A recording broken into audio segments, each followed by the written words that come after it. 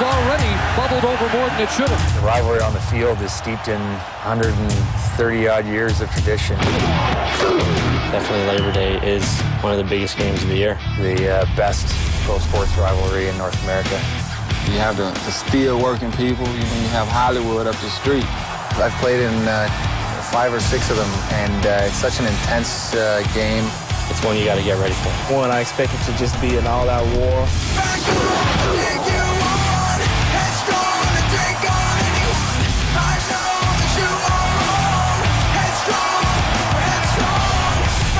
Something about that game that gets you riled up, you dial it up a little bit. I think they want what we have, that chip on our shoulder. I mean, how can you have a stadium called Ivory Win Stadium and you're not really used to winning? They can have their, metropolitan area and all that. Who is going to win the Labor Day Classic? The Hamilton Tiger Cats are going to win the Labor Day Classic. People out there already know the answer to that.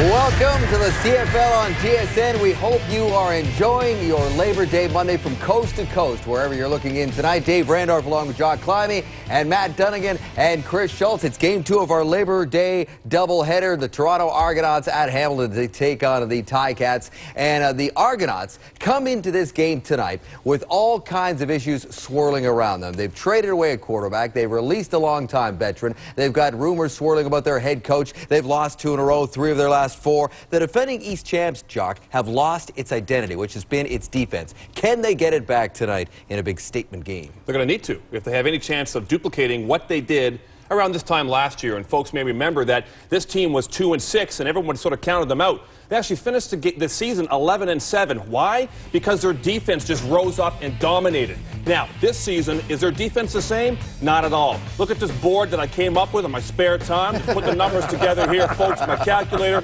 points allowed, way more this year compared to last year. Yards on the ground. Look at the difference in terms of their ability to stop the run. Sacks, they've given up 11 more sacks than this time last year. This defense bears very little resemblance to the defense last year. They need to stop the run, first and foremost, Matty. Giving up 156 yards a game, and that is their mantra, to stop the run of the Hamilton Tiger Cats. And how they're going to do it? With the assistance of Mike Walker, who they just brought in. Mike Walker was a perennial all-star when he played, and he still looks like he can do something. He could probably shoot up and help out the Toronto Argonauts D-line. They're going to do this, and they're going to focus on this by employing 4- and 5-man fronts, trying to get more beef up front to stop Cauley and Lumsden, and they are going to make the Hamilton Tiger Cats, and more specifically, Casey Printers, beat them with his arm. Normally, I'd say you hire an assistant, no big deal, but Mike Walker's special. He is a former college coach, Washington State University. He will bring a new enthusiasm, a new intensity to that defensive line. I think they will improve on that specific aspect of football. You knock heads with him a couple of times, Schultze? Many times. Yeah. Me and Dan Ferroni.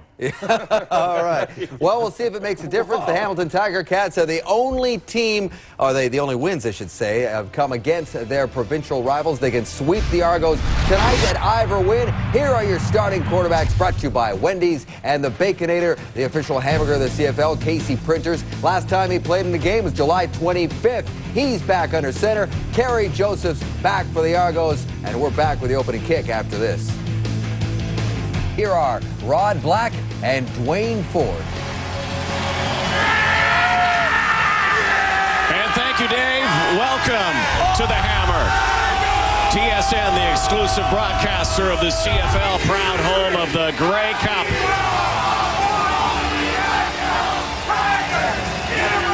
Tigers looking to eat 'em raw tonight. Two teams that are coming off a bye week. Pre-game festivities, including a flyover here, a good crowd tonight, a spectacular night for football. Perfect day in Southern Ontario.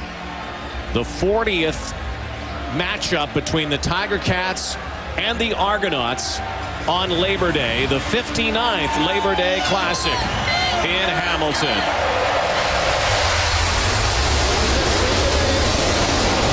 is all eyes on Toronto Argonaut coach Rick Stubler. Much speculation as to whether or not his job is on the line here tonight. Hopefully his team will answer the bell for him. On the other sideline, of course, Hamilton head coach Charlie Taft, 2-0 versus Toronto this season. Chance for the sweep. Who knows? It would be a big one for the Hamilton Tiger Cats, a chance to move into second place.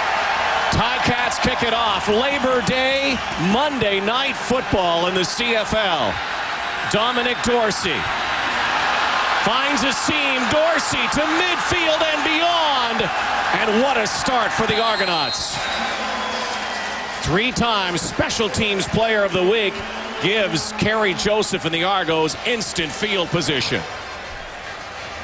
And it will be Kerry Joseph at quarterback. There is no longer any doubt at that spot, of course, with the trade of Michael Bishop to Saskatchewan during the bye week.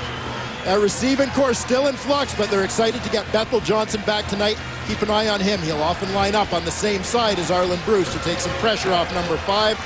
The offensive line looking to get that run game going a little bit. They're anchored by number 65 at guard, Taylor Robertson. Hand off right away. And going nowhere. After the 53-yard return by Dominic Dorsey, Jamal Robertson gets the first carry. Zeke Moreno kind of tweaked a hamstring over the last couple of days, stuffing Robertson. Getting a little bit of help from the big boys up front. They've added another big body in Torrey Collins, who just joined the team this week. 285 pounds, adds a little beef up front. As you said, Rod, Zeke Moreno, the leader there. We'll see how his mobility is. He hasn't practiced the last couple of days. In the back end, Chris Thompson leading the way with 3 interceptions, including 1 off Kerry Joseph the last time these two teams met. Tight end formation, but Joseph rolls to his left and finds one of his most dangerous receivers, a guy he's developed a chemistry with, Arlen Bruce. Yeah, and it's one of those things that took a little bit of time for Kerry Joseph, and this was one of the factors in the whole quarterback controversy situation. It was a matter of letting one quarterback develop that chemistry, develop his timing with his receivers. Michael Bishop had a little bit of that last season with Arlen Bruce. Kerry Joseph needed time, needed reps. They seem to be getting that a little bit now.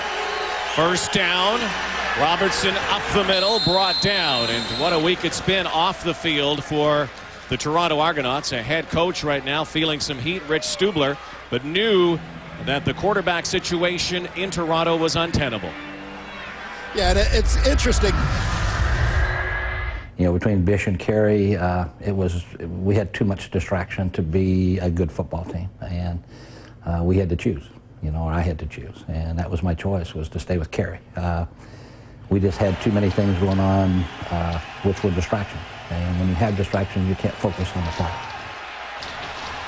Robertson again, close to a first down on 2nd down and 5. But it is the K-Joe show now. Well, and it's so interesting. You hear Rich Stubler say the situation had become untenable. The most surprising thing about this situation to most observers, myself included, is that it took this long for the Argonauts to realize that there was going to be an issue. Michael Bishop had been unhappy in the past, sitting behind Damon Allen a couple of years ago. There was no reason to believe he was going to be happy sharing the job with Kerry Joseph 2 years later, especially after being the starter for a whole year. Play action, Joseph running, scampering to the 1-yard line. Kerry Joseph, a little play action there. Getting to the red zone and almost to the goal line that time. Kerry Joseph is the Argonauts' leading rusher. And Kerry Joseph is going to use this play action. We've seen so many teams use the same kind of scheme. He's going to get that defensive end, Naughton McKay-Losher, to bite down inside, play in the run. That opens things up around the edge, picks up a block from Jamal Robertson, his back. And this is Kerry Joseph being Kerry Joseph, running the football and lowering the boom a little bit at the end of that one. Says he feels a little more free now, uninhibited, because he's not calling his own plays. No signal from referee Andre Prue or the officials, and so stuffed at the goal line on 1st and goal.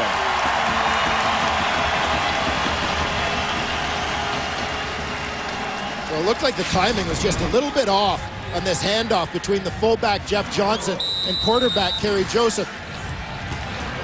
Johnson got a little bit ahead of him there on his motion. Joseph had to stay with it a little bit longer. Second down and goal now. Robertson in the backfield again with Johnson. Robertson gets the handoff, and he gets the touchdown. Impressive start for the Argos tonight here in Hamilton.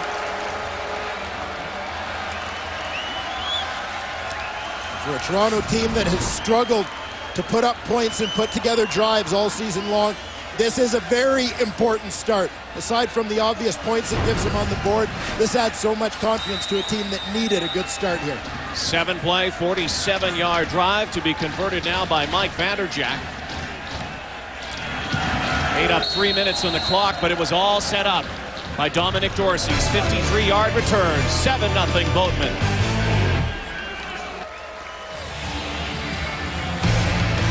The CFL on TSN is brought to you in part by Rona, proud sponsor of the CFL. Rona, the Canadian how-to people.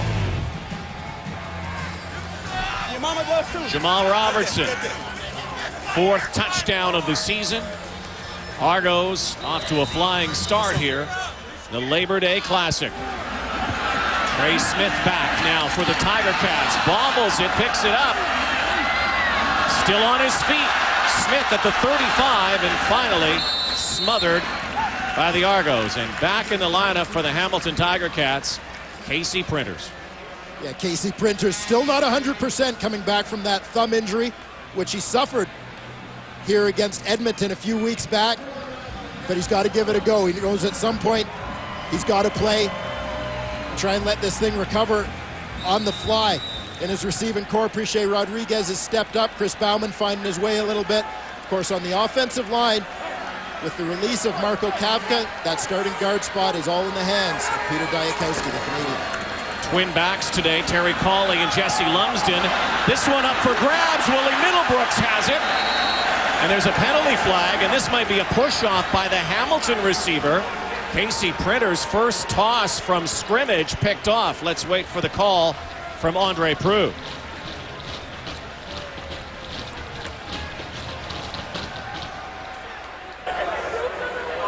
Pass interference. Toronto number 23. First down. Willie Middlebrooks pushing off. And so the Tiger Cats move the yardsticks here. Let's take another look.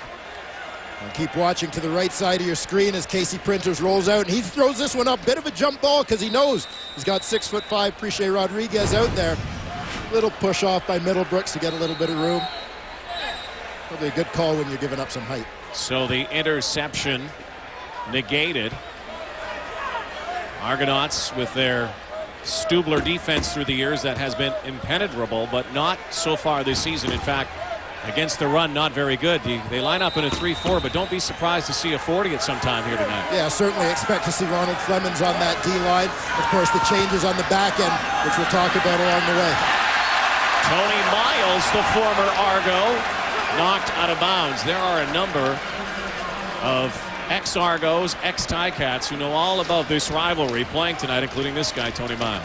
Yeah, Tony Miles, a guy who started his career in Hamilton, and after a year made his way to Toronto for 5 more. Back in black and gold, and he'll be an important target for Casey Printers tonight. And Tony Miles, another one, along with Jesse Lumsden and Casey Printers, returning to this lineup after missing a couple weeks with injury. Cawley still in the backfield. No Jesse Lumsden yet for the Cats. Printers over the middle, and the catch is made by Priche Rodriguez.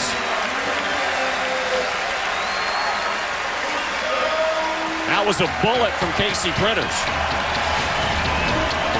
Here you see Priche Rodriguez. He's going to work downfield and then try to get to the inside on Willie Middlebrooks. Big body does a nice job shielding Middlebrooks from the ball. Nicely thrown ball by Casey Printers as well, keeping it down inside where only his receiver has a shot at getting that thing. Again, Printers has said that he's had problems with that right thumb, still trying to come back from it. It is not 100%. In fact, he says he doesn't want to bang another helmet. Jesse Lumsden's in the game, but it's the option. The toss to Cawley. Cawley spins, hit hard.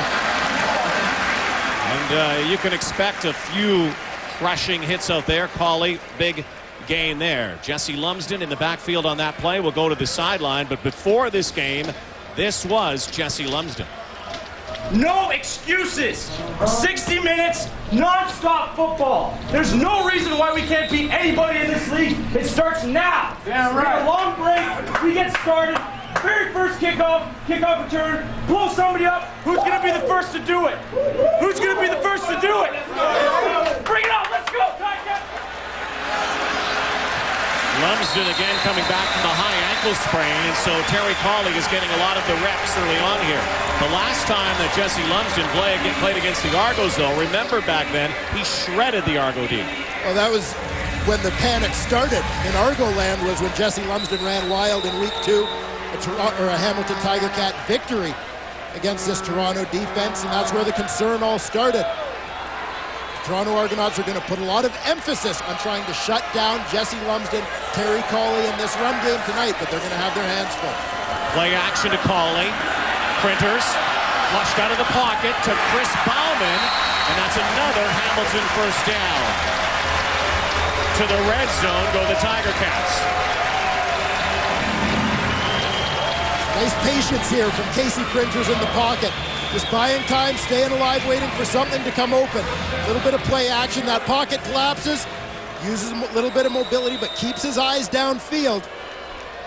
Instead of panicking, trying to take off with the football, Chris Bauman gets his attention by the sidelines for an easy first down. Again, Cawley in the backfield, carries the mail again. Cawley breaks one tackle and squirts ahead for 9, maybe 9.5 yards here.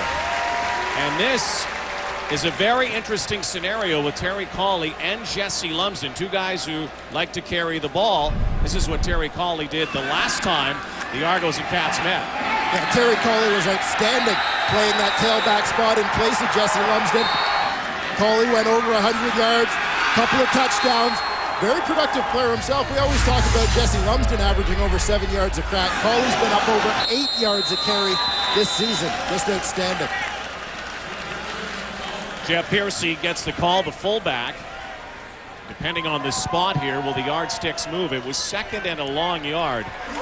It is a first down, so it will be first and goal for Hamilton. Another thing to watch here, Casey Printers, since he's really come to the Tiger Cats, has struggled to be the Casey Printers we know and knew from the BC Lions. This season, Casey Printers has yet to throw a touchdown pass. Well, here's a great opportunity for Casey Printers. It'll be interesting to see what Marcel Belfait has up his sleeve for his quarterback, but the run game has been their strength down here. Up the middle again. Down to the 4-yard line. Again, Terry Cawley. So we're seeing a lot of Terry Cawley here, and I'm sure the Argos probably prepared a lot for Jesse Lumsden knowing he was coming back, but it might suggest to you as well that Jesse Lumsden may not be 100%. We'll have to see. Yeah, and the other thing that is a little bit of a suggestion of the health of Jesse Lumsden is the fact that not only is Terry Cawley dressed and getting a lot of carries, Trey Smith, another American tailback, is also dressed for this game. They haven't often dressed all three of those guys this season. Printers again. Will scramble, dives forward, touchdown! Why throw when you can do that? His 5th major score of the season.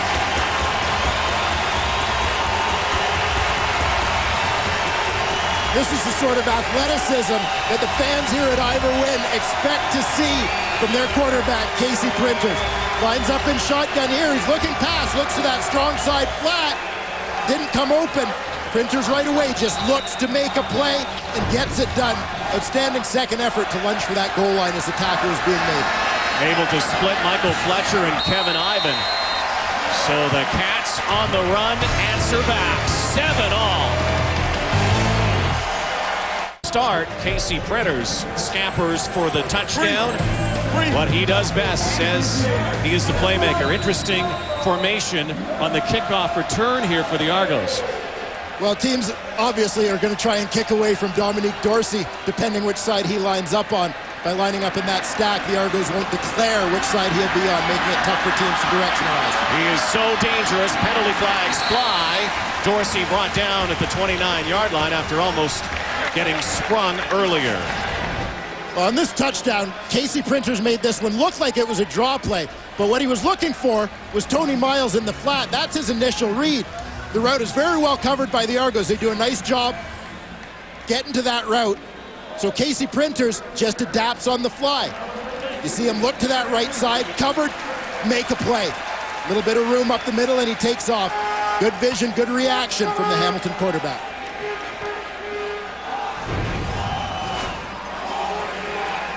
We had a very candid conversation with Casey yesterday. Very revealing in what he wants to do here in Hamilton. Dorsey. His first handoff of the game and close to a first down. There was a penalty on the kickoff return, an illegal block. But they'll move the yardsticks again. So Dominic Dorsey, along with Jamal Robertson, kind of what the Hamilton Tiger Cats here. We might see a lot of running here tonight in this game. And you expect that with these two teams. The Argonauts obviously have had that trouble against the run, but Hamilton's defense has had some issues of its own. You look at Dominic Dorsey, the weapon he's been. Of course, they'll try and put that ball in his hands. Shovel pass. Dorsey sprints out. Great play by Kerry Joseph. He used to utilize that a lot when he broke into the Canadian Football League in Ottawa. Josh Ronick was his battery mate for a couple of years in Ottawa, and that was a bread and butter play for them. Now we see him getting an opportunity to do that. Always got to have some creative plays from the shotgun other than just throwing the ball downfield. We talked about the creativity on the fly from Casey Printers. Clearly that's not exactly the way it was drawn up for Kerry Joseph, but making plays. You see a little bit more composure from Joseph. Just relaxation back there. Play action now. Joseph, rush in. Andre Talbot has running room here. Talbot high steps down to the 30. Kerry Joseph avoids the rush, delivers to Andre Talbot, and a huge gain for the Argos. A nice job here by Kerry Joseph, because this play is going to take time to develop. Andre Talbot's got to fight around some traffic coming from the short side all the way to the wide side. Joseph hangs in, takes a hit to make the play. Andre Talbot with some good yak yards, just outrunning defenders across the field. Joaquin Bradley making the tackle. Maybe a touchdown-saving tackle there. Close to the red zone now. Handoff again. More running room for Robertson to the 12-yard line. Dorsey, back-to-back handoffs. Robertson gets a lot of the carry on this half of the football field, so the twin backs working well as well for the Argos. And this is where what will make Kerry Joseph more effective as well, is getting that running game going. We talk often about how it'll slow down the defensive line and buy him time in that pass game, but when you've got a quarterback with the mobility of Kerry Joseph, when you can do some things with bootleg and play action and let him run around off some run fakes, it opens up a whole new world in your offensive playbook. Looking to the end zone. Wanting a penalty flag was Bethel Johnson, who returns to the lineup for the Argos after missing his 6 games with a high ankle sprain, the former New England Patriot and 2-time Super Bowl champion. And here they get Johnson matched up one-on-one on the short side against Lawrence Gordon. Gordon sits back, makes contact. Pretty good coverage on the play. Really, Bethel Johnson was the man who initiated contact on that play as he tried to gain a little bit of separation between he and Gordon. Reggie McNeil, former quarterback, 4th-string quarterback for the Argos at one time this year, is wide left. Over the middle. Almost had it picked off, and Mike Vanderjack will have to come out now as the Argos have their drive stall here. Couldn't find Dominic Dorsey over the middle. The Argos are going to have to settle for a shot at 3, but some encouraging signs from this Toronto offense in the early going. A couple of solid drives, of course, aided by the special teams play, the field position provided, at least on the first possession, by Dominic Dorsey. They've got that run game going. Kerry Joseph spreading the ball around to different receivers. It's as good as the Argos have looked offensively. Vanderjack from the Tie-Cat, 20.5. And the Argos have a 10-7 lead with 3:19 to go in the opening quarter. 10-7 Toronto first quarter. Let's go down to the sidelines now and join our reporter joining us on the Labor Day Classic tonight, Sarah Orleski. Thanks so much, Rod. I'm joined by Commissioner Cohen. We always talk about history and tradition with the CFL, and that seems to be what these Labor Day Classics really embody. Yeah, absolutely. This is part of the fabric of our country, and that's what's so fun. And these fans are what are so fun. You know, they make the interview a lot of fun, too. It's been such a great first half for the league, whether it be attendance, television, the quality of the games themselves. How, as a league, do you build on that heading into the second half? It's amazing. Canadians are really rallying around this league. We had 3 sellouts this weekend. It's almost sold out here. And we're doing new things, like a retro week. So September 12th, we're celebrating the Mud Bowl between the Bombers and the Argos. We're doing other things where fans can actually vote for the future top CFL All-Stars. So there's tons of things that fans can do to really build this league. Thanks so much for this. Thank you. Well, it is the start of September. In many ways, the end of summer for some people. Back to school tomorrow. And it's also for many teams the start of the real season, the second half. 2 teams in dire need of victory here tonight. And we've seen them march down the field every time they've had the ball so far. Vanderjagt the boot. Ray Smith again. And another interesting subtext to this tonight is 2 quarterbacks who have something to prove. Well, they sure do. You're looking at 2 former most outstanding players in the Canadian Football League, and Kerry Joseph and Casey Printers. You look at the numbers for Casey Printers this season, still looking for his first touchdown pass. So there certainly is plenty for Casey Printers to prove. Off to a good start, but can he sustain it? We've seen flashes at times this season. We really haven't seen it for an entire game from Casey Printers, especially through the air.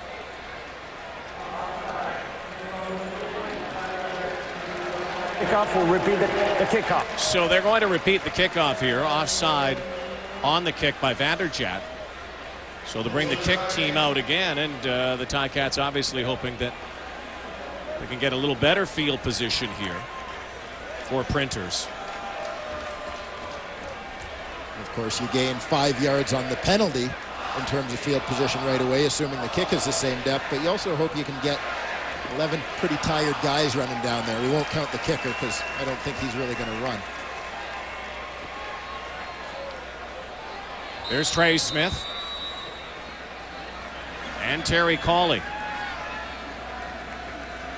3-point Hamilton lead, Toronto lead. Hamilton trying to answer now.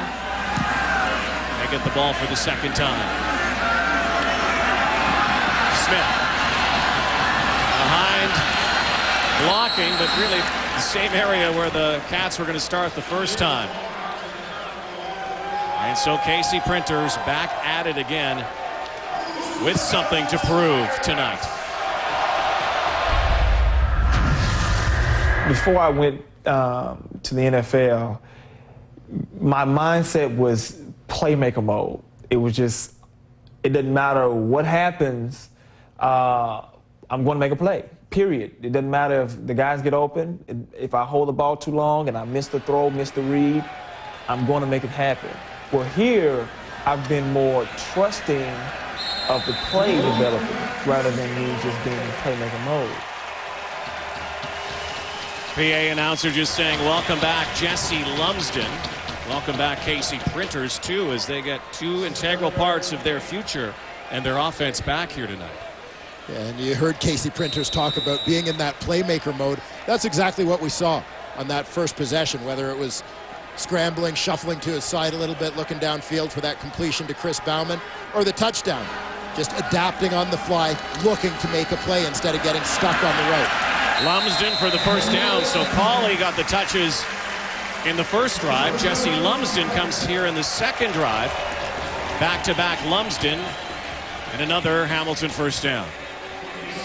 And Hamilton's offense performed admirably when you consider that for the last couple of games they played without Tony Miles at receiver, without Casey Printers, without Jesse Lumsden. Now to come in on Labor Day, hopefully keep these guys healthy for the second half of the season, but to get those guys back, those are key elements of the Hamilton offense. Obviously, that's your quarterback and your running back, the guys who are going to touch the ball the most for you. Once again, number 2-8. Lumsden has had his share of injuries the last couple of seasons. Of course, the shoulder injury last year, ankle and knee this year, the high ankle sprain. We've heard a lot more about those high ankle sprain injuries, but so far, Lumsden, after what we've seen on this drive, looks like he's back and he's healthy. There's what he's done so far this season. And he is in the lineup. He is a main piece of the offense. Did not find Chris Bauman that time. Tight coverage from Willie Pyle, so that will bring the kick team out for the Ticats.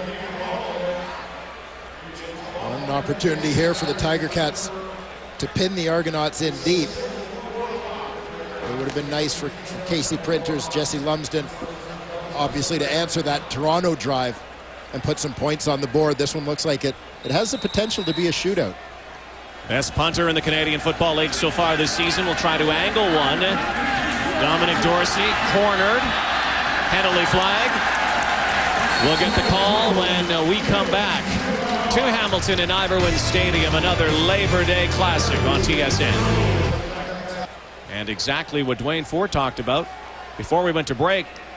The Argos have the ears pinned back here thanks to the set a kick and a subsequent penalty on an illegal block. And only 41 seconds to go in the opening quarter. The Argos with a 3-point lead.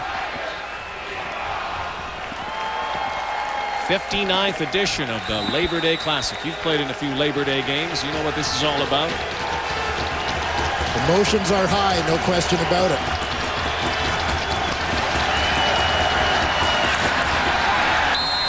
Nowhere to go. Zeke Moreno and Ray Marius. Linebacking core. Zeke Moreno's numbers a little bit down this year. That could also be a result of the fact that last year Zeke Moreno was kind of an unknown. A lot of people, you know, that defense was on the field a lot last year for Hamilton too. Yeah, certainly being tested a lot more last season. Not quite as much this year. You see Zeke Moreno not on pace to lead the league in tackles, but when you are a defensive player, sometimes that is a nice thing, as you alluded to. Last play, first quarter, open and knocked away beautifully by Lawrence Gordon. Otherwise, Andre Talbot would have had another big gainer. That's the final play of this opening quarter. The Argonauts leading the Tiger Cats 10-7 on Labor Day Monday. Argos have the advantage after one quarter. Our Tim Hortons first quarter stats brought to you by Tim Hortons. Always fresh, always. And relatively even so far. You see a little bit of an edge for the Toronto Argonauts in terms of passing yardage, but both teams running a similar number of offensive plays, controlling the clock, putting drives together a little bit. These defenses have struggled a little bit at times so far this season, so this game does have a real opportunity to be a little bit of a shootout. One team, the Argos, who obviously two teams that haven't played in a while, but one team that has gone through a lot, even though they haven't played in the last couple of weeks. The trade of Michael Bishop and the release of Orlando Steinauer, the classy all-star veteran, being with the Argos for 13 years, given his pink slip this week. Yeah, and this is another factor that you have to consider when you think about what could go on for Hamilton offensively here. The Toronto Argonauts are playing not just Kenny Wheaton moving over from halfback into Orlando Steinauer's safety spot, but he's flanked by two relatively inexperienced players in Jason Shivers and Kenny Heatley at the halfback spots. Willie Middlebrook is a CFL rookie on one corner. This is a secondary that, in terms of their positions, has been overhauled in 4 out of 5 spots since last season. Mistakes are going to happen. Speaking of safeties, Vanderjack takes the knee and gives them 2 points, and so it's 10-9. Rich Stubler had a very difficult decision to make to release a guy he was very close to. Orlando's like my son. I mean, he and I have been through a lot of tough times. We started there, and when I came up, and when I was a part-time guy, and we went through the bankruptcy and all that kind of stuff, and he and I have always been close, not only as a coach player, but also personally. And so it was a very difficult thing, you know. Rich Stubler, a report suggesting that if the Argos don't win tonight, Rich Stubler could also find himself out of the head coaching job here. But the Argos with 3 rookies in their secondary, and suddenly Kenny Wheaton is is the safety. The last time he played safety, 10 years ago with the Dallas Cowboys. Yeah, this is going to be a little bit of a change for Kenny Wheaton. But Wheaton's a pro, and from his perspective, this isn't something that's entirely new to him. In certain schemes, because of the way the secondary rotates, Kenny Wheaton is essentially lined up as the free safety at times in the past. The reason he's moved, the guy who's chosen to move to this spot, he's a little more physical player, a little bit better run defender, they felt, than Orlando Steinauer, and that is a priority for this Argonaut team right now. So knee to knee, a safety, and now a single point the other way. Cauley saw it bounce over his head, and so make the score now 11-9, but this is what Kenny Wheaton brings.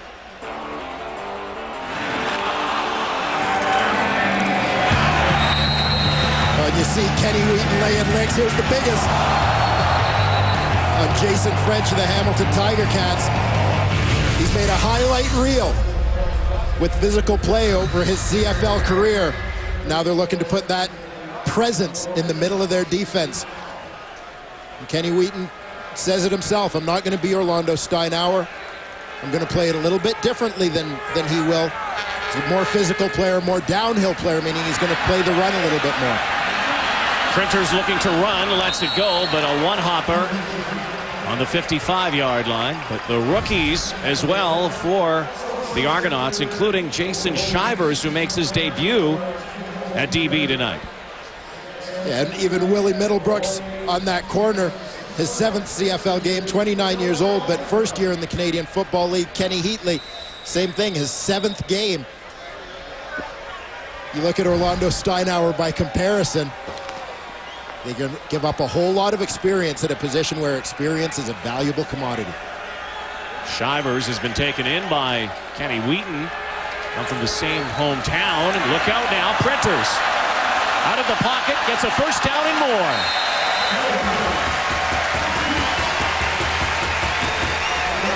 Well, that's twice now that Casey Printers has taken off with the football with some success. The Toronto Argonauts bring the blitz here. You're going to see Kenny Wheaton, the free safety, motions up. He's going to time this one up to the snap count. Hits it running, lost in the protection scheme. Casey Printer sees it coming from both sides and just steps up and goes. There's that playmaker mode he talked about. Don't get too hung up on exactly what the playbook says to do. Sometimes you just got to be creative and make a play. Now Lumsden, the battering ram. Head down, that upright running style. It's around 4 or 5 yards, right on the midfield stripe here. Well, one of the things that may emerge for the Hamilton Tiger Cats out of Jesse Lumsden having been injured and Terry Cauley coming in and having such great success is the confidence that the team has in Cauley, and maybe the recognition of the fact that they can use both these guys and have both of them become more effective. There are people who have been concerned about Jesse Lumsden's durability. He's had some injuries over the last couple of seasons. You not only keep Jesse Lumsden fresh, but you also have a chance to wear down opposing defense by always having a fresh back. Printers head down. Good thing he did, because Kevin Ivan had the bullseye on him. Kevin Ivan back in the Argo linebacking core. Well, we've seen Casey Printers do this a few times already here today, and it's keeping the Toronto Argonaut defense off balance, using his legs to make plays again. Feels a little bit of pressure, keeps the eyes downfield. Just takes off to move the chains. Casey Printers said he learned a lot on the sidelines watching Richie Williams, the Hamilton backup who had some success as a starter. A bullet again. And another Hamilton first down. Tony Miles, who Casey Printers says he'd like to kind of get that chemistry that he had in BC when he was there with G. Roy Simon and Jason Claremont in the crew. And one of the things Tony Miles brings to this offense, the obvious one is experience. The other side that goes right along with that is just his recognition, the cerebral side of the game, recognizing coverages, understanding time and space, where to be and when he needs to be there for his quarterback to make that throw.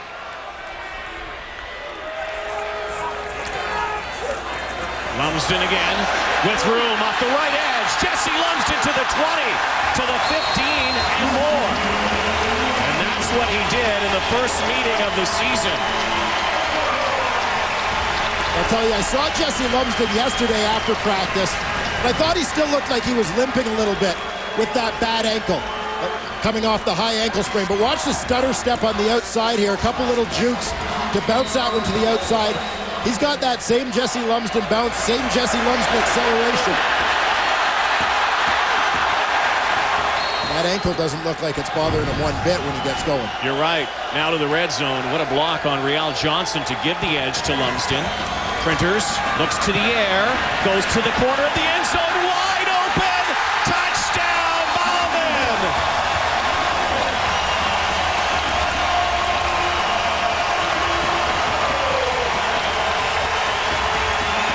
And Casey Printers has himself a touchdown pass.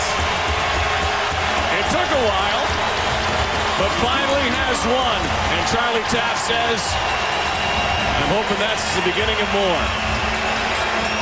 Well, he's got Chris Bauman, the big 6'5" target, going on that corner route. He's got all kinds of room. He's working on a linebacker, Willie Pyle.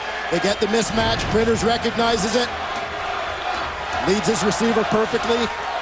Bauman, nice job to keep pumping his arms to run to that ball. He could have been overthrown a little bit, but he'd been running with his arms out. He might not have gotten there, but he kept pumping the arms.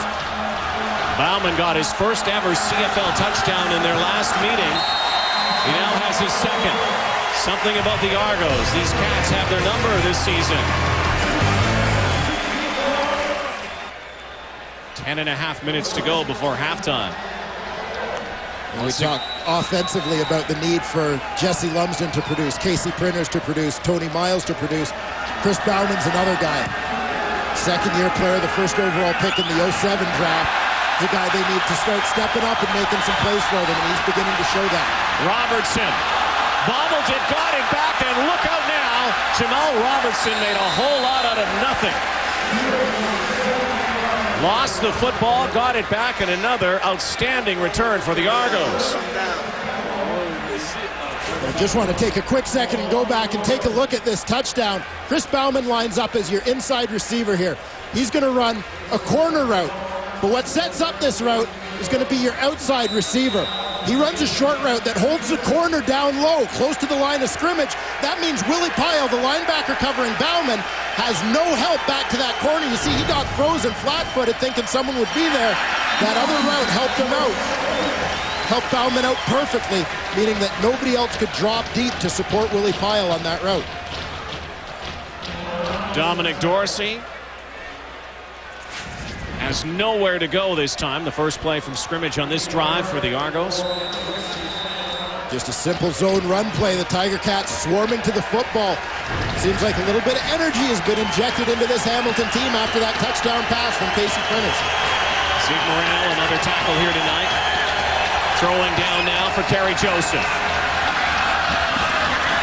The guy he's connected with a few times here tonight. Second catch actually for Arland Bruce.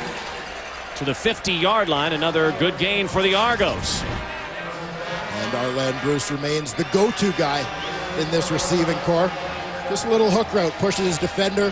Chris Thompson deep, sells him that he's going on a deep route, and breaks back, comes back to the football. Arland Bruce has been a busy guy. With Kerry Joseph at the helm, you wonder now with Bethel Johnson back that Arland Bruce might not see as many double teams. Dorsey trying to get around the edge. There's a penalty flag. Got to the 49-yard line.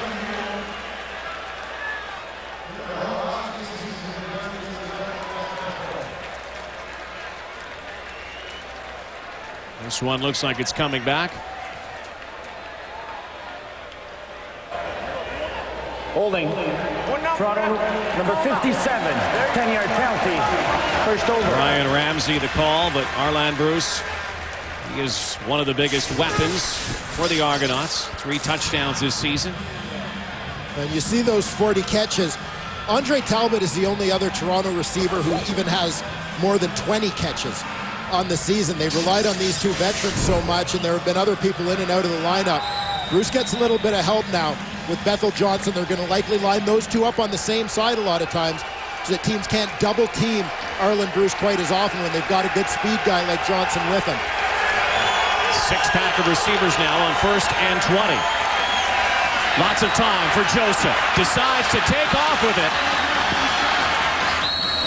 Little tightrope down the sideline. Just past the original first down marker.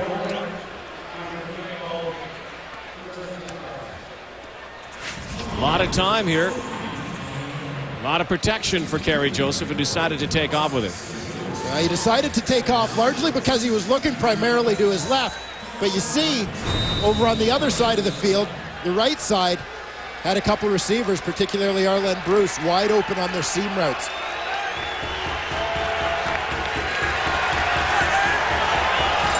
Second down. Joseph in trouble. Brought down.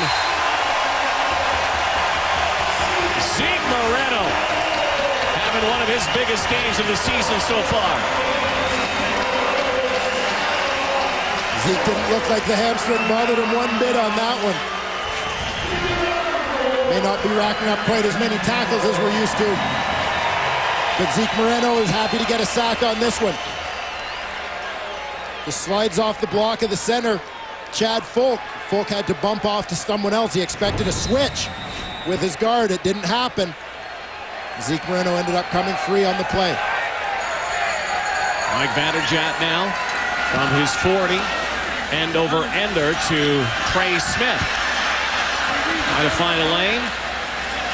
KC Printers and the Tiger Cats will scrimmage from the 30 with a 5-point lead in the second quarter in Hamilton.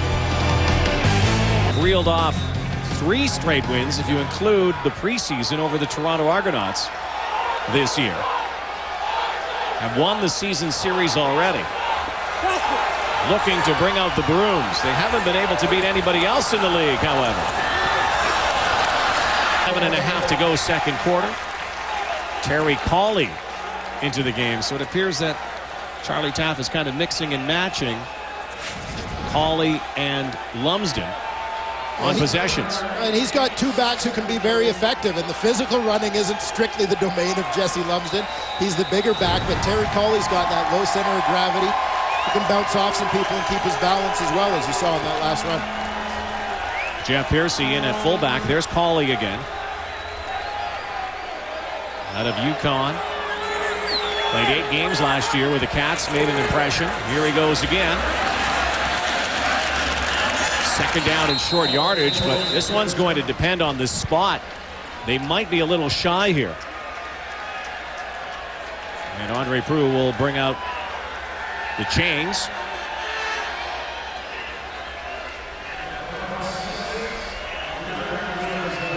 Two embattled coaches, 2 beleaguered teams. Argonauts 3-5, Charlie Taff's Cats 2-6. Both teams saying this is must-win time. Well, you set the tone for the next few weeks based on what you do here. You're coming off a bye week. You're getting formerly injured players back in your lineup. You don't really have excuses anymore. You're healthy. You're fresh. Now's the time to get it done. Play ball. This is the team you hope you have the rest of the way. Fans voicing their displeasure right now because on 3rd and short, Charlie Taff has brought out his weapon, Nick Seta. Best punter in the Canadian Football League right now, but the fans wanted them to go after it on 3rd down, and KC Printers did too. Yeah, the look on Casey's face said it all. Seta. You always have to watch out for this guy. That's the problem. Dorsey finds room. Dominic Dorsey to midfield. Seta's the lone man back. Seta pushes him out of bounds. And now the crowd really letting the Cats know about that decision.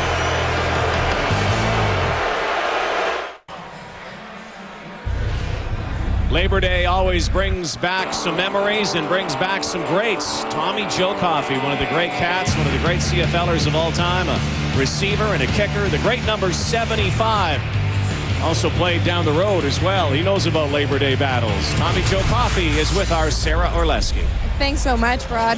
Tommy Joe, when you played in the 1960s and early 1970s, can you just talk a little bit about how the atmosphere differs today than what it did when you played for these games? Well, I think the atmosphere is probably a little greater today because of the hype behind it, because of the vast improvement in broadcasting and media coverage. More people in the country today are more interested in football than they were back when I played. How important do you think these Labor Day games are to building new fans and kind of recognizing the history of the CFL as well? Well, as a player, and as this may not be the popular decision of choice, I didn't care whether it was Labor Day or Christmas Day or New Year's Day or tomorrow or yesterday or last week. And I doubt very seriously if these people do either that are playing today. But because of the hype amongst the fans and the media, they become involved. But I don't think probably these guys care whether they win this game any more than they did last week or next week. Thank you so much, Tommy. You're welcome. Kerry Joseph connects with Arland Bruce again. And the crowd here not happy. Let's go back a little bit, Dwayne, and it's so nice to see Tommy Joe Coffey. Let's go back a little bit here. Go back to the decision that was made by Charlie Taft. Right decision, wrong decision in your mind. You've got Jesse Lumsden, Jeff Piercy, Terry Cawley. You could go to Richie Williams or Casey Printers at third and short. Well, this is a decision that was made not by the down and distance, but by the field position. And deep in his own end, Charlie Taft chose to kick that ball away. If he had any idea it was going to be a 51-yard punt followed by a 48-yard return, a net gain of 3 yards, I'm sure he'd have just gone for it. Joseph to the end zone. And it cost them big time. Arland Bruce with the touchdown.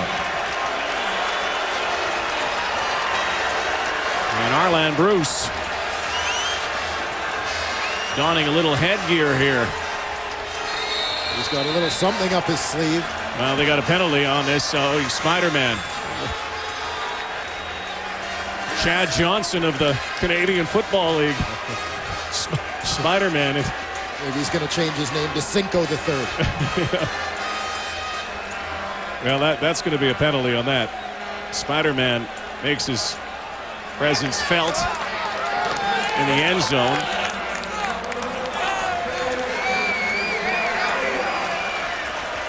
I must say, I've seen it all. The Calgary Stampeders set the standard for excessive celebration. We saw cell phones in the Canadian Football League and all the other, or the National Football League and all the other stuff. Popcorn even in the Canadian Football League. Spider-Man. My spidey senses are tingling. 18-16, Argos.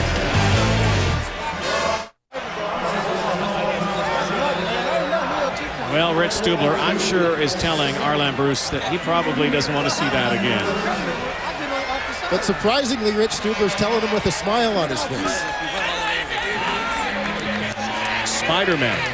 There it is. They kissed and made up. And Adriano Belli was nowhere to be found. Arland Bruce, a.k.a. Spider-Man, with the touchdown, and the Argos go ahead by 2.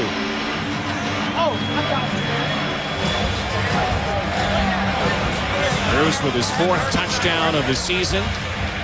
I'm not sure if anybody knew it. It looked like a couple of those receivers might have been in on it as well, but Harry Joseph, I don't know. He's not sure about that. Well, you know, he needed a little bit of help from his buddies because there was no phone booth to go change. Yeah, I was going to say. Well, now the Tiger Cats trying to respond now. Good return from Trey Smith close to the midfield stripe. We've seen a lot of big returns. This touchdown set up by Dominic Dorsey and the decision by the Cats. But let's see what Spidey did. Arland Bruce lines up as the number 2 receiver on this one. He's basically just running a flat route.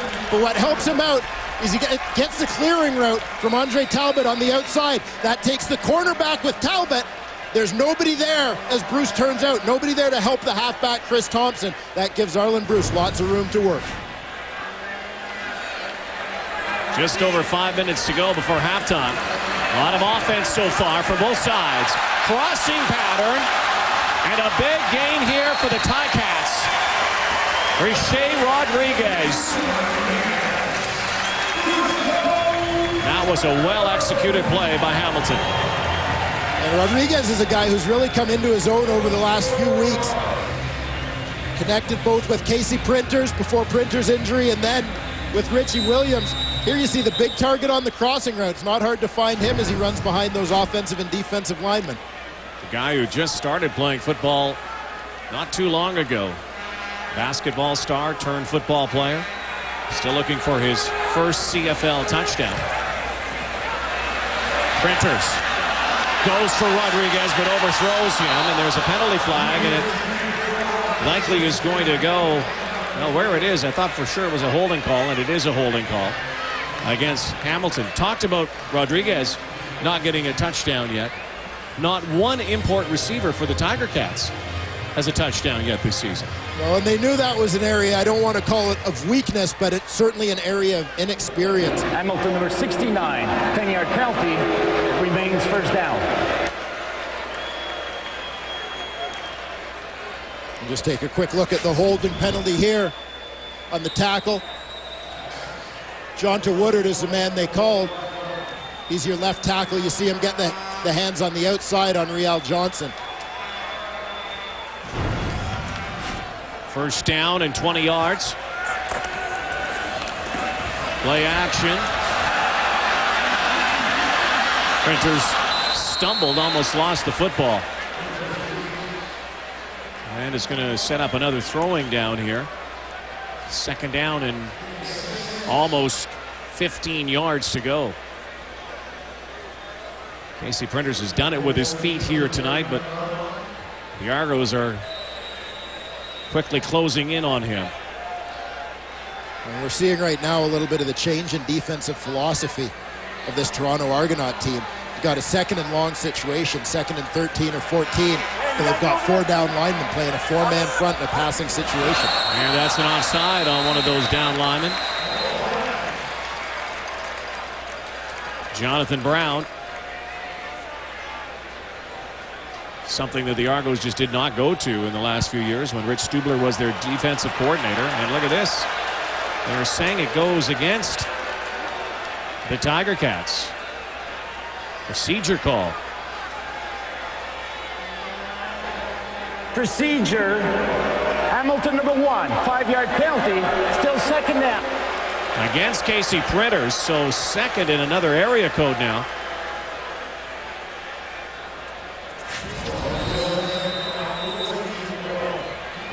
Casey Printers for the procedure call. Could be that old head bob, perhaps, drawing the defenders offside. 4 down linemen again. Here's the rush. Printers. Ball is loose, and the whistle blows.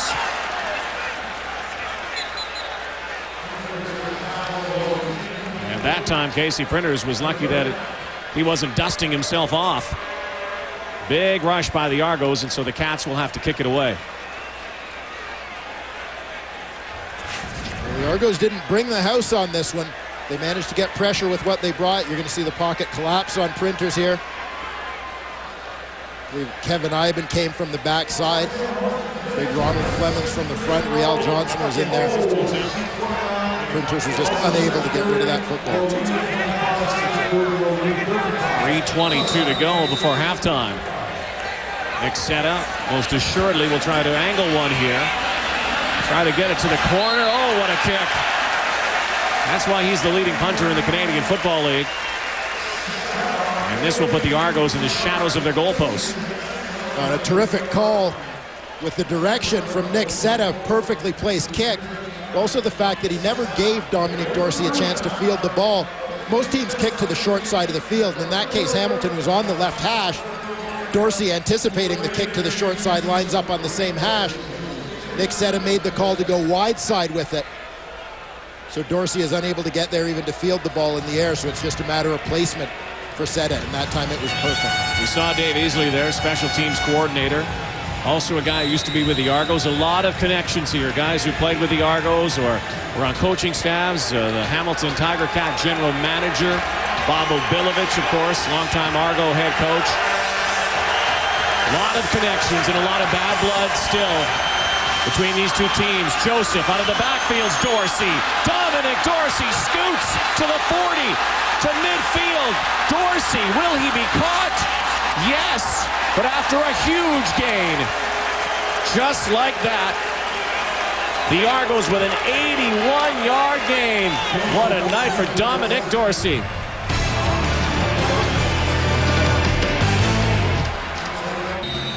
Well, the Hamilton Tiger Cats might want to stop kicking to Dominic Dorsey and might want to start focusing on number 34. He's done the most damage here tonight for Toronto.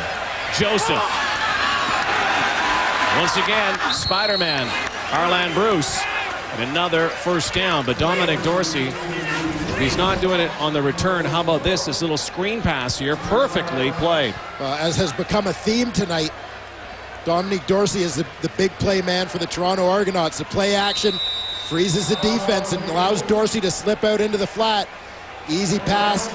You just put the ball in the hands of your playmakers. This is what you tell your quarterback to do. And when you've got a playmaker like Dorsey, it usually works out pretty well. In the backfield, Dorsey, the play action to him. Joseph has to scramble now, and he's brought down at the 8-yard line. But Dominic Dorsey, we know what he can do. Everyone knows what he can do. Charlie Tapp has often said, I don't want to kick the ball to him. They've made a couple mistakes kicking it to him tonight here. He's set up every score for the Argos so far. Well, he sure has, between the kick returns and big reception. This is exactly why, at the start of the season, the Toronto Argonauts made Dominic Dorsey their starting running back and got him more involved in the offense.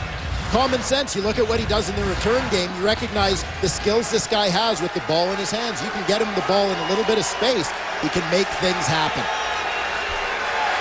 Johnson and Robinson are the wideouts. Joseph looking over the middle. In trouble, though, avoids one tackle. End zone, Johnson dropped it. Bethel Johnson, the sure-handed former NFLer, would have had his first CFL touchdown.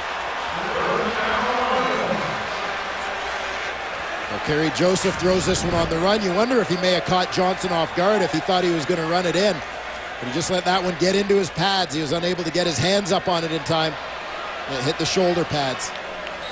Pretty tough to cushion it on a hard plastic surface.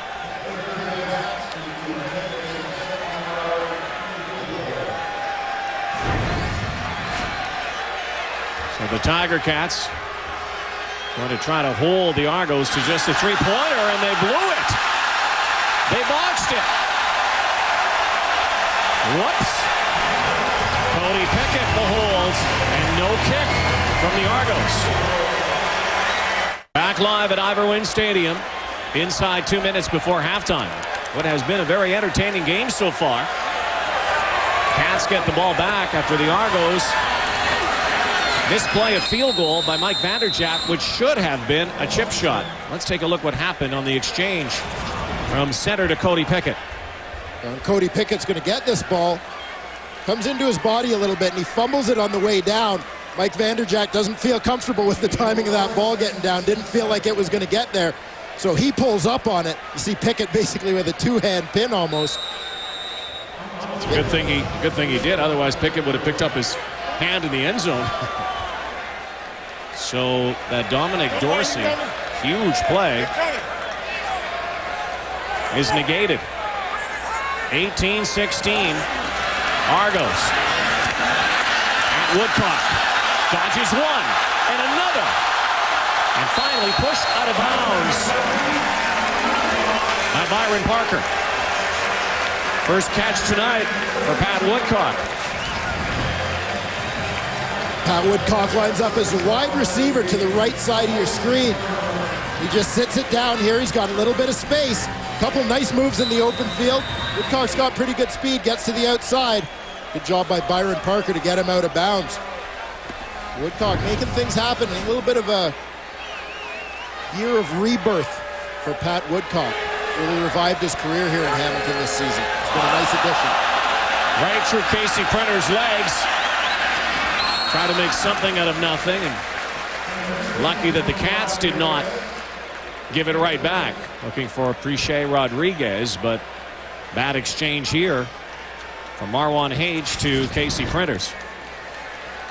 Back in that shotgun formation. You wonder sometimes when you get a hot, steamy night and there is some humidity in the air here in Hamilton tonight, if that ball gets a little bit slick for the center. Cage rolled that one back, and Printers has to again adjust on the fly to avoid a disastrous play. Marwan Hage, you see him lining up there with Adriano Belli. Two buddies. Two guys who give a lot to charity away from the game, too. And they line up, though. No love lost. Printers lets it go, and it's caught. Once again, Rodriguez. You see how tight it is on the sideline here, but Printers had to take a shot that time. Well, it's going to be the free safety, Kenny Wheaton, once again, is going to come in from the right side of that defensive formation. He's got a free run. Arrives just as Printers throws the ball. The ultimate blindside shot, but Printers stands in, takes that hit, delivers a strike. Again, Casey Printers nursing a tender thumb. Got it away in time. Handoff inside to Lumsden. Jesse Lumsden. Brought down by Rial Johnson. Good first half for Jesse Lumsden, in kind of limited duty here because of the distribution with him and Terry Cawley. Yeah, well, once again, it's keeping both of those backs fresh. I like this idea from Charlie Taft, Marcel Belfay, and the Hamilton Tiger Cat offense. They've got three very good ball carriers in that backfield. But using these two in particular, Cawley and Lumsden. A little bit different styles, but you've always got fresh legs, which means they're running at full speed. There was a good call there by the Tiger Cats, changing it up on the Argos. They expected Lumsden on second and short. Jeff Piercy got the football. And down near the 30-yard line now. You look at Jesse Lumsden's numbers from week 2. 20 carries, 189 yards. Just shredding that Toronto Argonaut defense. That was the first of their 2 wins so far this season over the Argos. Lumsden on the cutback, so Casey Printers has to manage the clock here before halftime as well. 43 seconds to go. It will be another second down play here. And a good chance for the Cats to put some points on the board. Will they get 3, or will they find the end zone? Well, they go to a different personnel package here. Did you see Terry Cawley come into the lineup? Printers barking out signals in that no-huddle offense.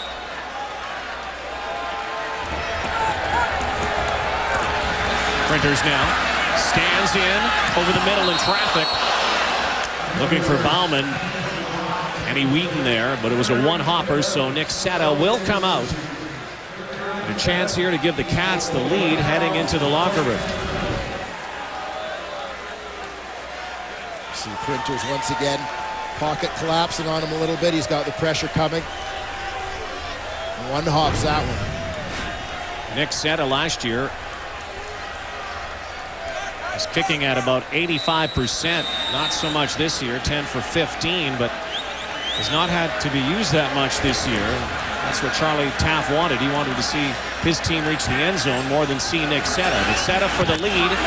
Oh, and that one blocked. And look out here, Mike O'Shea has the football. And let's take a look as the Argos now have a chance to put points on the board.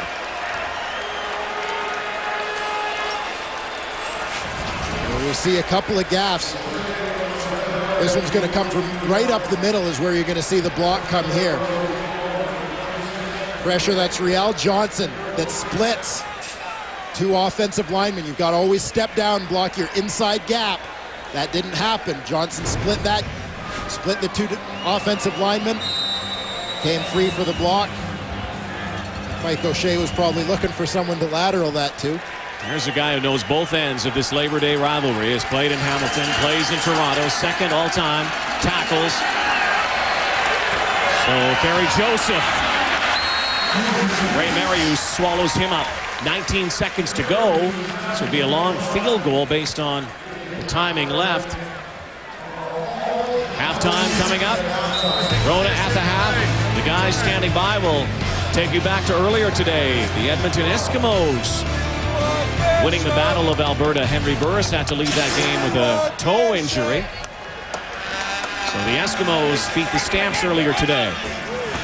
And here in Hamilton tonight, the Argonauts leading the Tiger Cats 18-16. A few moments ago, it looked like the Tiger Cats would have the lead before halftime. And there's Steve Barato, who is now calling the plays for Kerry Joseph. And Steve Barato doing a pretty good job of it based on what we've seen from this Toronto offense tonight. Seem to be very much in sync. Good flow and making the right calls at the right times as well. And probably that pass to Dominic Dorsey. Long pass and run. A perfect example of that. Well, a chance here to take it further downfield, maybe even take a shot. 19 seconds. Second down, Joseph down the sideline. Arland Bruce to the 10. And 11 seconds to go. They have another chance to get it to the house here. Well, Bruce lines up as the middle receiver. They've got trips to the field, 3 receivers to the wide side. They run kind of a scissor route here. Outside receiver James Robinson goes in. They cross it. And there's a challenge flag. And I think it might have to do where Bruce caught that football. Challenge flag on the field. Replay was just shown here in the stadium.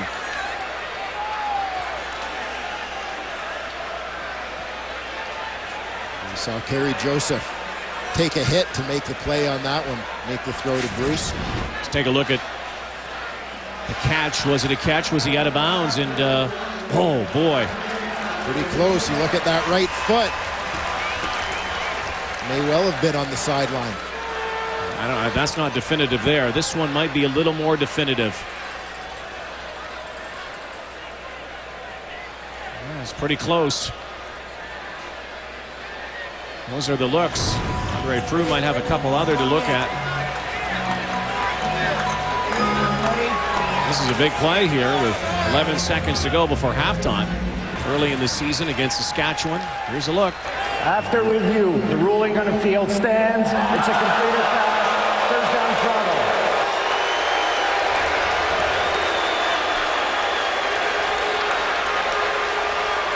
Charlie didn't like that.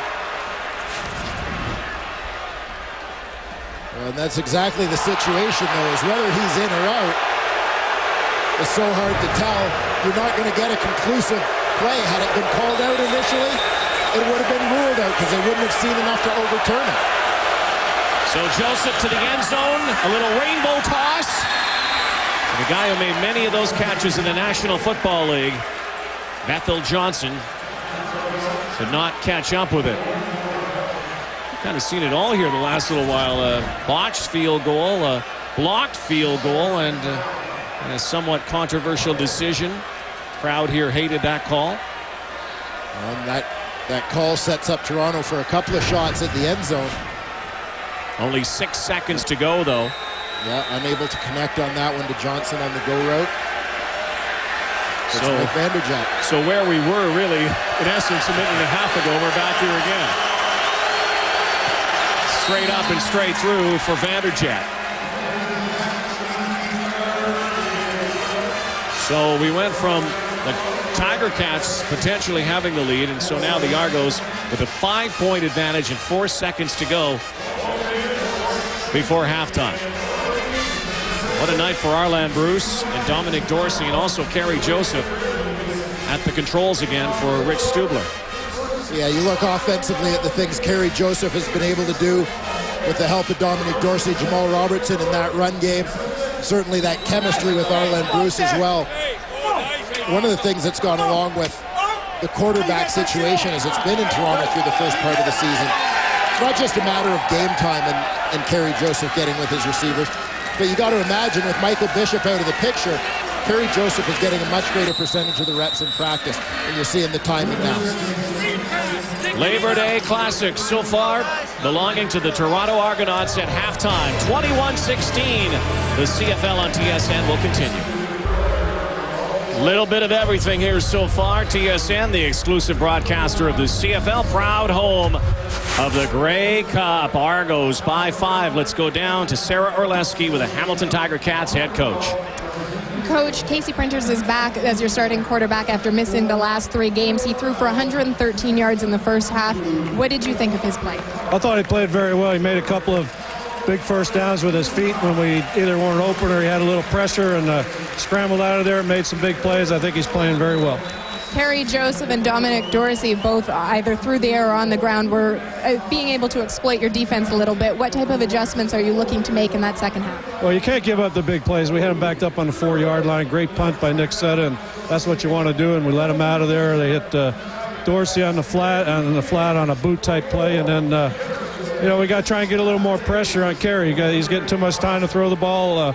We had a couple of good series, but too many big plays, and when you got a team backed up, you got to shut the door right there. Thanks so much for this, Coach. Okay, you're welcome.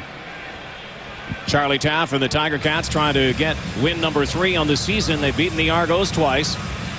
Argos looking for win number 4, and this is the first week that Kerry Joseph operates as the Argo quarterback without that long shadow named Michael Bishop behind him. Kerry Joseph seems to be running that offense with what appears to be a little more confidence. I don't know if it was confidence necessarily that was the issue, or just no panic. No, he has that composure. He has that ability to just go out and play without worrying about making a mistake. Second half underway. Ray Smith trying to burst outside. Good blocking here. Smith near midfield. And almost broke one, something he has yet to do yet in the Canadian Football League. So Casey Printers and Kerry Joseph, 2 guys who, as we talked about, have something to show here tonight.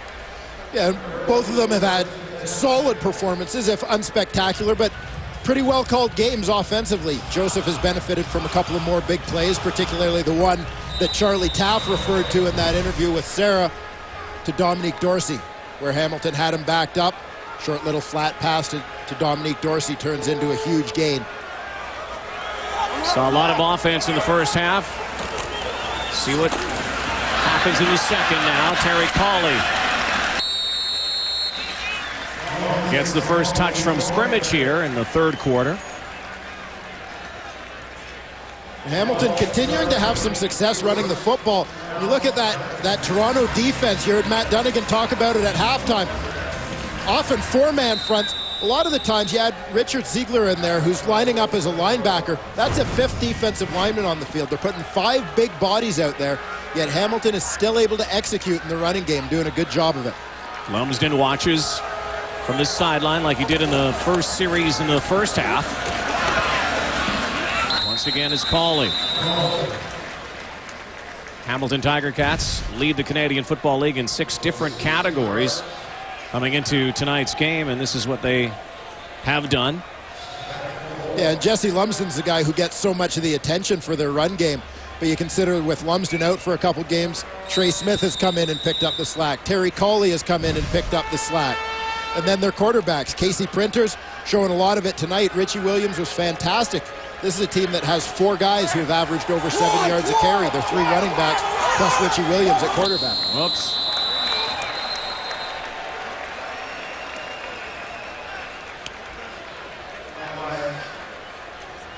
Pretty clear procedure call on the left tackle. Jonta Woodard got into that back pedal in a hurry. A lot of quarterbacks would be envious of that back pedal. So this will bring the ball back now. Legal procedure.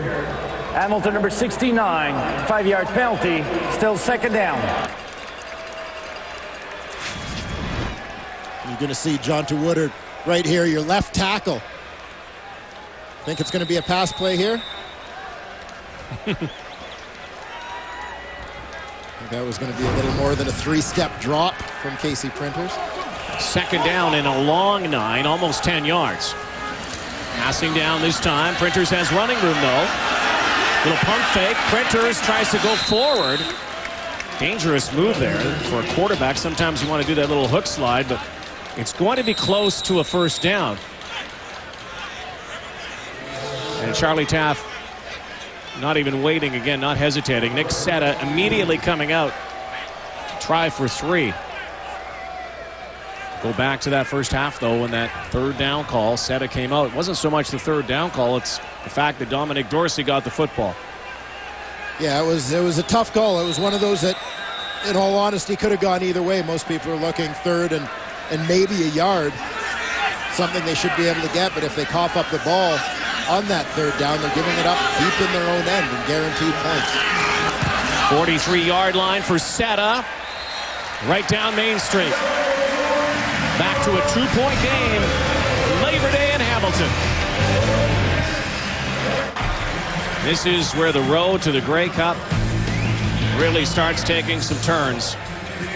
Labor Day and beyond, kind of the unofficial midway point of the season.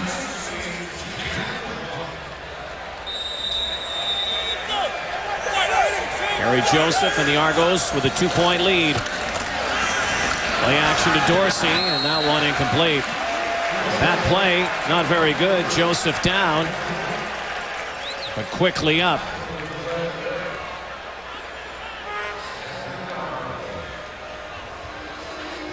Watch the free safety. Ryan Glasper on this play is coming free off the edge. He seems to be spying Kerry Joseph, and when it looks like they're going to run that zone read kind of play, Glasper is taken off to put pressure on Joseph to either make the tackle or at least force him to hurry his throw, as he did in that case. Last thing Rich Stubler wants to see is an injury to Kerry Joseph. They have the luxury of having Michael Bishop as a backup.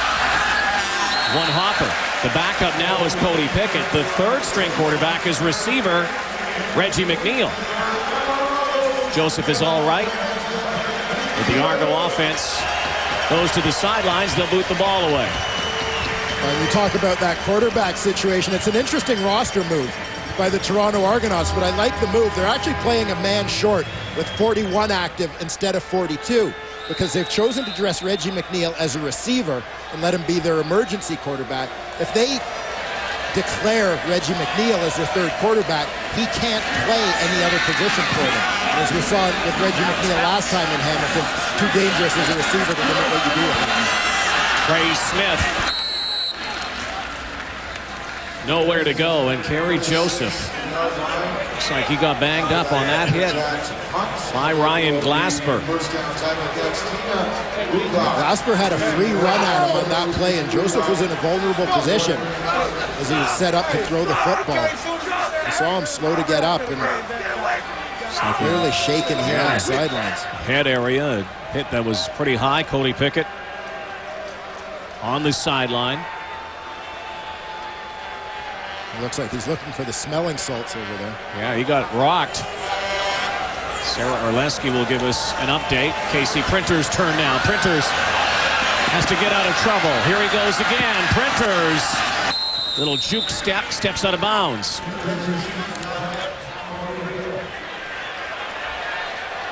And Charlie Taft talked about Casey Printers using his legs to keep drives alive for them.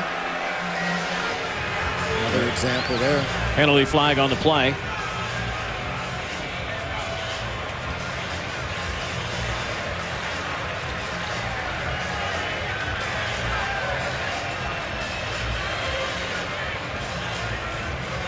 Looks like it's against the Toronto Argonauts. And it was near the end of that play. A little extracurricular, you think, here. Andre Proulx looks like he's a little heated. Illegal substitution, Toronto number 7. This is a 10-yard penalty. Major foul, unnecessary roughness, Toronto 78. This is a 15-yard penalty, first down. Adriano Bailey, and I wouldn't be surprised if Marwan Hage was in the vicinity as well. Again, good buddies who get after it. Adriano Bailey has been in on a couple of these kind of plays in the past, not only as an Argo, but also as a Tie-Cat. Yeah, Adriano Bailey truly gets into the spirit of Labor Day here at Ivor Wynne Stadium. That's just a spirit of not liking the guys on the other side of the ball. And I'm sure the Kissing Bandit is doing a little more than looking for another smooch victim. There's a pitch to Cauley.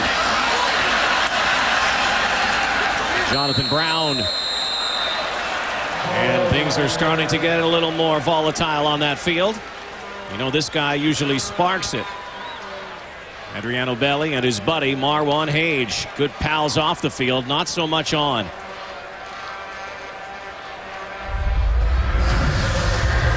He's a good kid, but hey, I've been playing in this game when he was eating bologna sandwiches and popping zits back in college, so I gotta give him everything I can.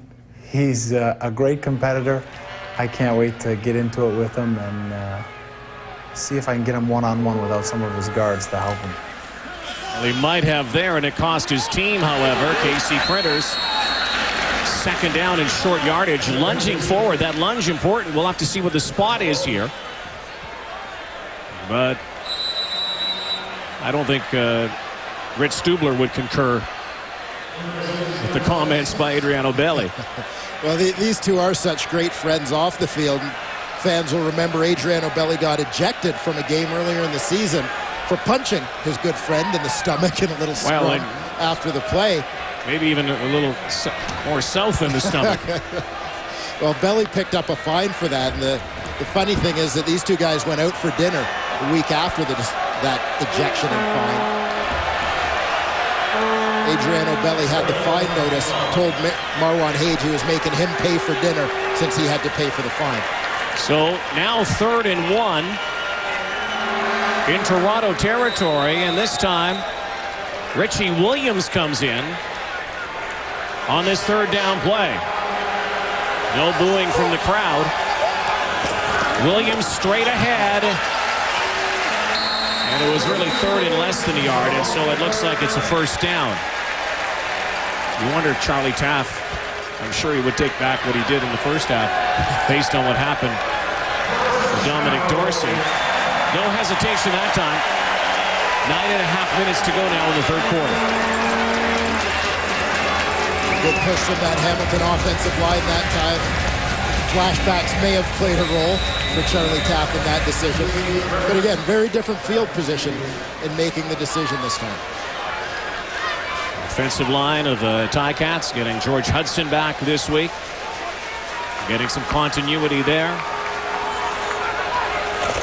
Printers getting some good protection here tonight and some good run blocking as well from the best running team in the Canadian Football League.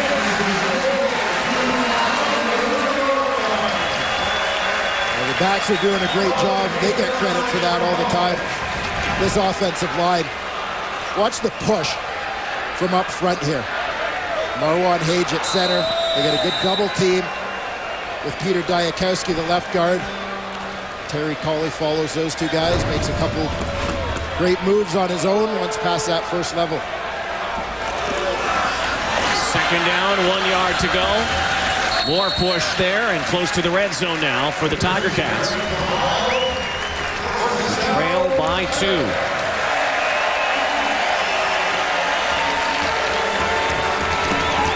Jeff Piercy gets a carry there. Another well-blocked play from the boys up front. One of the things that's been nice for this team has been the emergence of Peter Diakowski. Started a lot of last season for them at guard. Got back into the starting lineup a little bit when Cedric Gagne-Marcoux went down earlier in the season. But because the Canadian Diakowski is playing well and able to start at that spot, it gives this team a lot more flexibility with the ratio with Jesse Lumsden at tailback. Printers fires. Tony Miles can't scoop it up. Now the O-line's so important to a team, certainly protection for their quarterback. And when you have those types of yards that have been put up tonight by the Hamilton Tiger Cats, Jesse Lumsden will tell you that it's nice to have some continuity on that front line. A lot of people don't like playing against those guys. They're bullies, you know. They're mean. They're the exact kind of O-line any running back wants to play behind, just because, you know, they want to get after it. They're pissed off most of the time, and they like to hit people. So. And they have been tonight. Here's the rush, though. Printers slipped a little bit. Casey Printers takes off. What a block there. Casey Printers scores.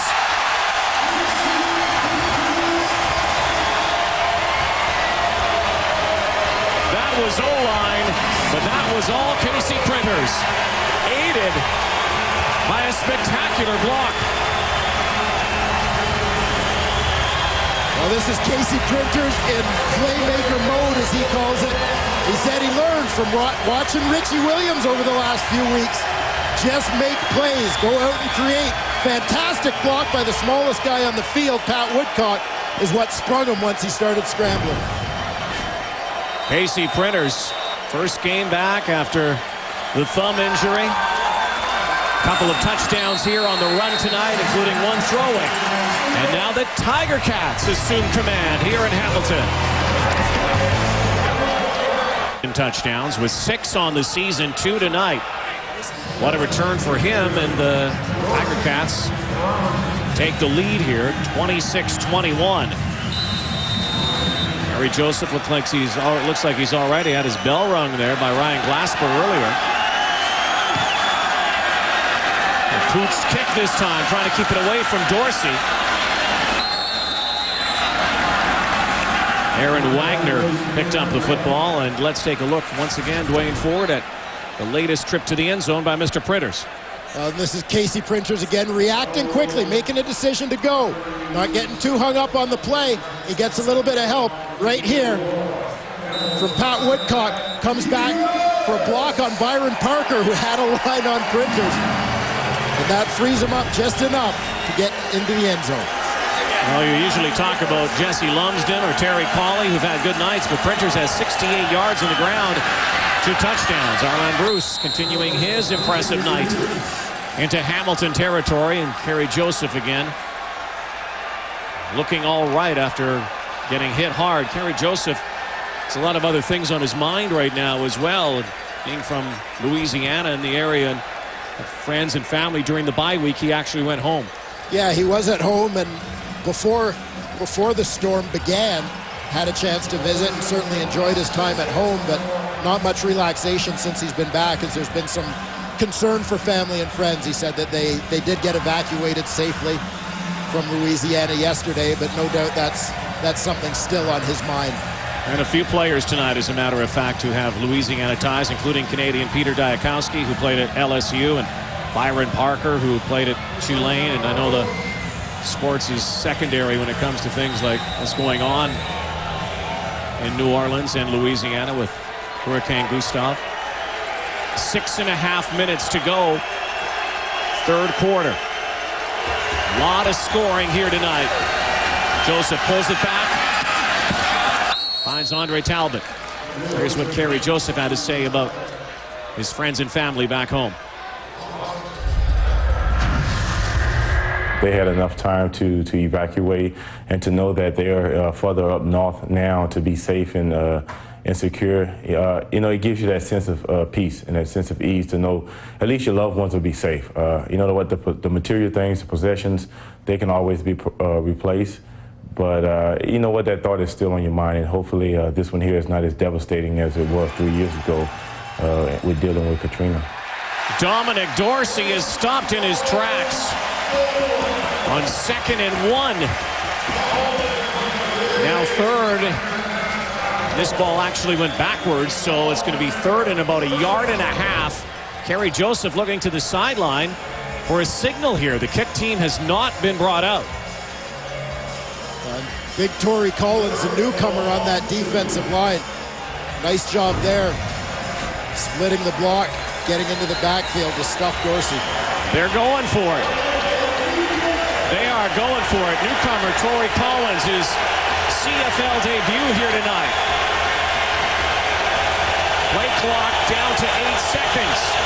Shotgun for Joseph. The option.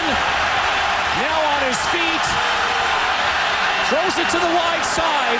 Arlen Bruce. First down and more. A broken play. They were intending to run the option. Went the other way, and a big break for the Argos. We've been talking tonight about Casey Printers being in what he called playmaker mode, just looking to make plays, whatever else may break down. How about this play? Improvisation from Kerry Joseph. The option to the right gets shut down, scrambles all the way back to his left, and ends up passing to Arlen Bruce. Good presence of mind from Kerry Joseph. Not just to He didn't force the option, but then beyond that, to have his eyes downfield to make a throw after scrambling all the way back the other way. Jamal Robertson the carry on first down, close to the red zone. Arland Bruce, over 100 yards in receiving here tonight. I guess that's what happens when you're a superhero. You get open. I don't think he has any other masks in his helmet, do you? Well, we'll find out, I guess, if he gets another touchdown. It might be a cape or something like that.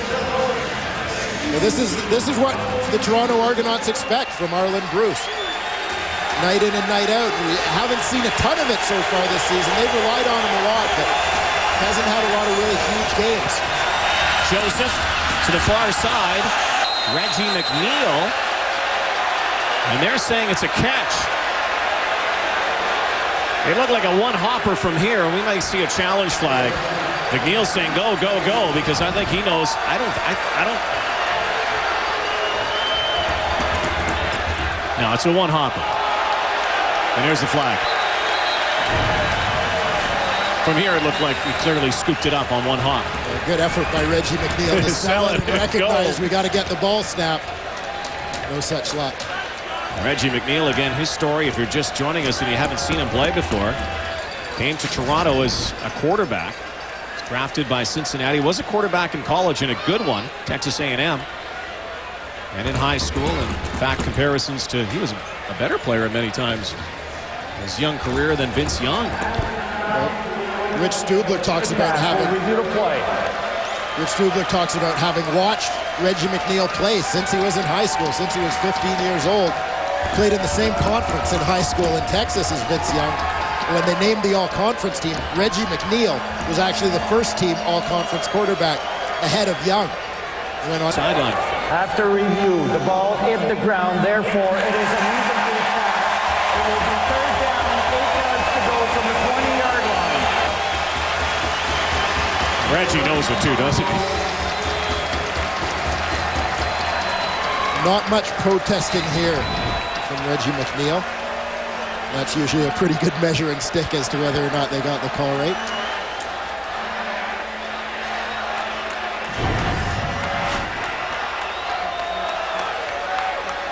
So instead of being the first and goal,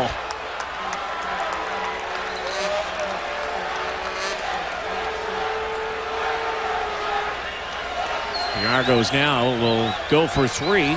27-yard field goal attempt from Mike Matterjack. 2 for 2 here tonight, but also had one that should have been 3, but Cody Pickett couldn't put it down for him to kick it early. No problem. Argos pull closer. 2-point game for the Cats. Iverwin Stadium used to be known as Monster House. Joe Montford, 8 seasons with the Cats. Number 53, ate a lot of quarterbacks for dinner. And he's with Sarah Orleski. Joe, you've played on both sides of the ball when it comes to these Labor Day Classics. When you were a player, could you pick up on the atmosphere of these games? I'll tell you what, it's too exciting to put in and describe in words right now. You know, I'm feeling it right now. You know, I'm almost ready to incline to put some shoulder pads on and a helmet to get out there and stop some of these runs. But at the same time, I'm living a good life in Atlanta right now. Well, I think you'd make some of these fans behind us very happy if you did that. Joe, yesterday after the Tiger Cats practice, we saw that you gave a speech to them. Could you just talk a little bit about what you said to the group?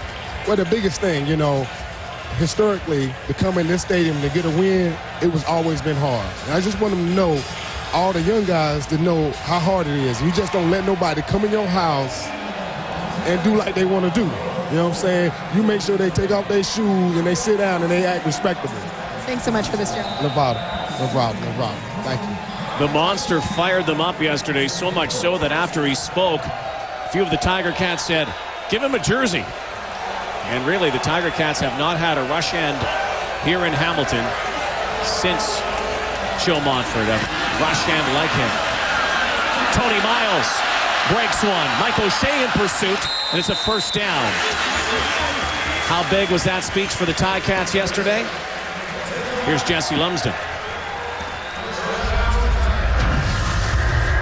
He came out and he was fired up. and it just shows, you know, the competitive nature that he has. And it's just, you know, if that doesn't inspire you, then you shouldn't be playing in the sport, because it shows, like, even after he's done with the game, how emotional he can still get, you know, about the Labor Day Classic. Joe Montford, some of the great fans here in Hamilton. So many of the players who were on both sides of the rivalry here tonight. You saw Mike Morreale in the picture.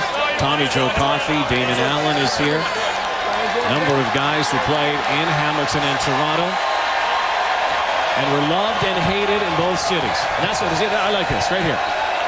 Wasn't there? Great fan. Hey, come on around, get a picture with Joe.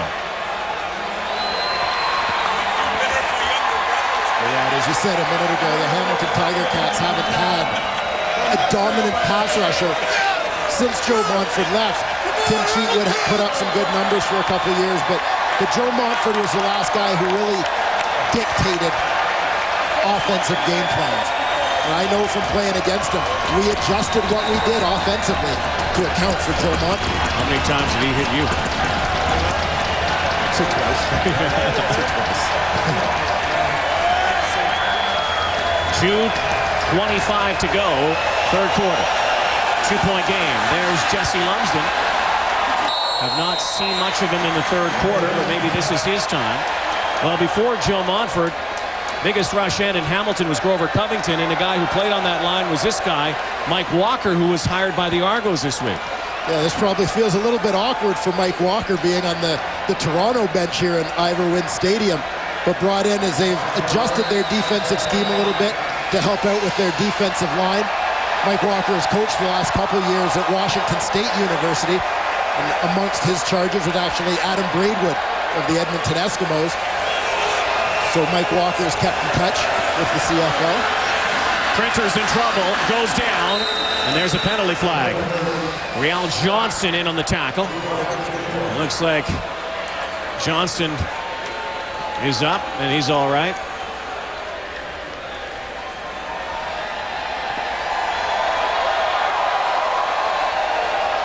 So we'll go against the Tiger Cats. And Nick Setta will once again have to kick it away, and expecting to kick it away from Dominic Dorsey again. He has burned the Cats a few times tonight. Holding Hamilton number 69. Penalties decline. Third down. Jonte Woodard again with an infraction. And with those wide side kicks that we've seen Nick Setta use to kick away from Dorsey, it's forced the Argos to go with two returners in order to cover the whole field. Arlen Bruce now the second returner back. Bruce will get the football and get a block from Dorsey, but dropped the 17-yard line. 26-24. 1:24 to go in the third. Well, for every sack in tonight's game, Purolator donates the quarterback's weight and food to a local food bank. Purolator, where business is going. This is the sack attack this year. These numbers are updated. Toronto now has 15. Hamilton just 13 sacks. The Montreal Alouettes lead the way, and we should commend the people of Hamilton who also donated to the Purolator Tackle Hunger program before tonight's game, helping those less fortunate. Out of the backfield, good call to Arlen Bruce again. When in doubt, call number 5. And finding different ways to get the ball into the hands of Arlen Bruce. This one's just a quick hitter. Little play action. You're going to see him freeze the defense for a sec with the fake to Dominic Dorsey. Just a hitch or swing type route to Arlen Bruce, so he gets some momentum going towards the line of scrimmage. See Bruce as the inside receiver. Just swings wide a little bit and sets up his blocks. But catches the ball with his shoulders turned downfield, accelerating towards the line. Joseph. And almost picked off. I was just about to say is Harry Joseph's having trouble finding Bethel Johnson tonight. This has been a very clean game in terms of the offenses. We have not seen any turnovers, any fumbles or interceptions. The special teams have left a little to be desired. Yeah, as you said, the offenses have executed pretty well for the most part. Everything's not going to go perfectly. Obviously, the defense is getting paid to play football as well.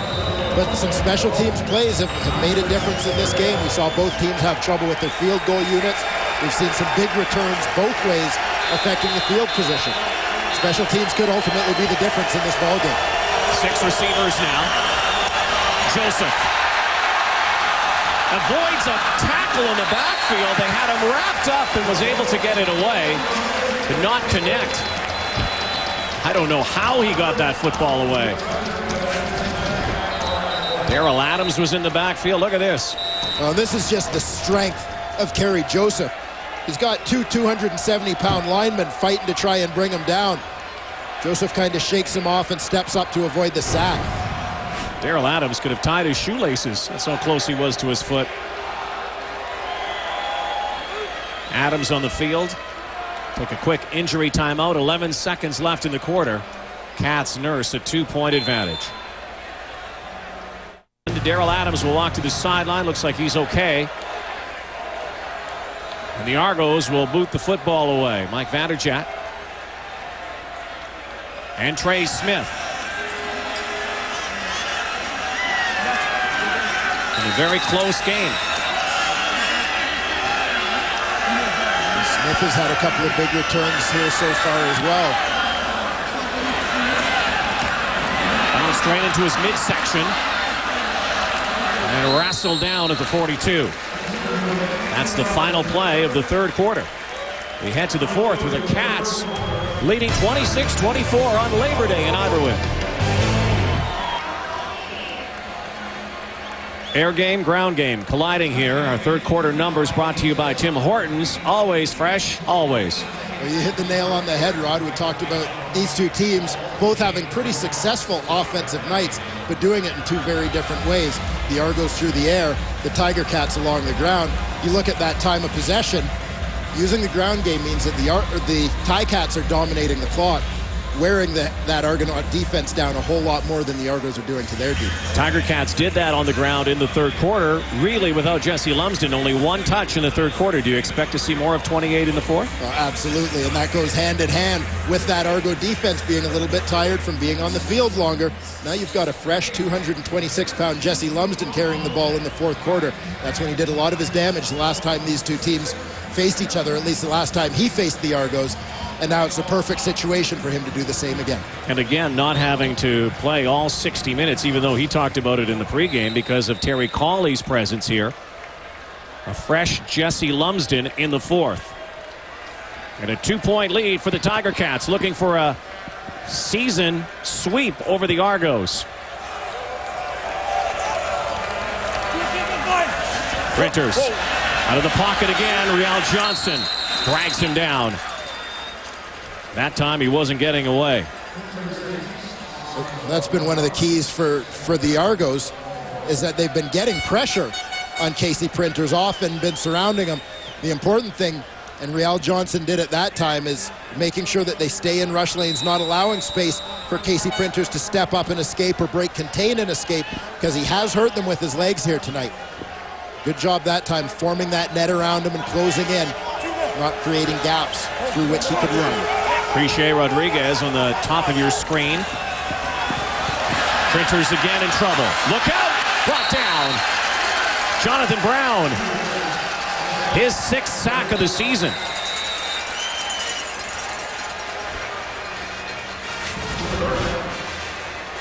Well, this is just a straight effort sack from Jonathan Brown, coming from the left side of your screen. Keeps working after fighting off the block from Jonta Woodard. Recognizes the play is still going on, fights back to get to Casey Printers for the sack. So a game really dominated by the offenses in the first half. Defenses trying to hold here. Set up. Looking to angle one again. The dangerous Dominic Dorsey. Slipped. And the Cats are happy about that. Back in Steeltown. Big smoke against the hammer. Argos down 2. Knocked down the line of scrimmage.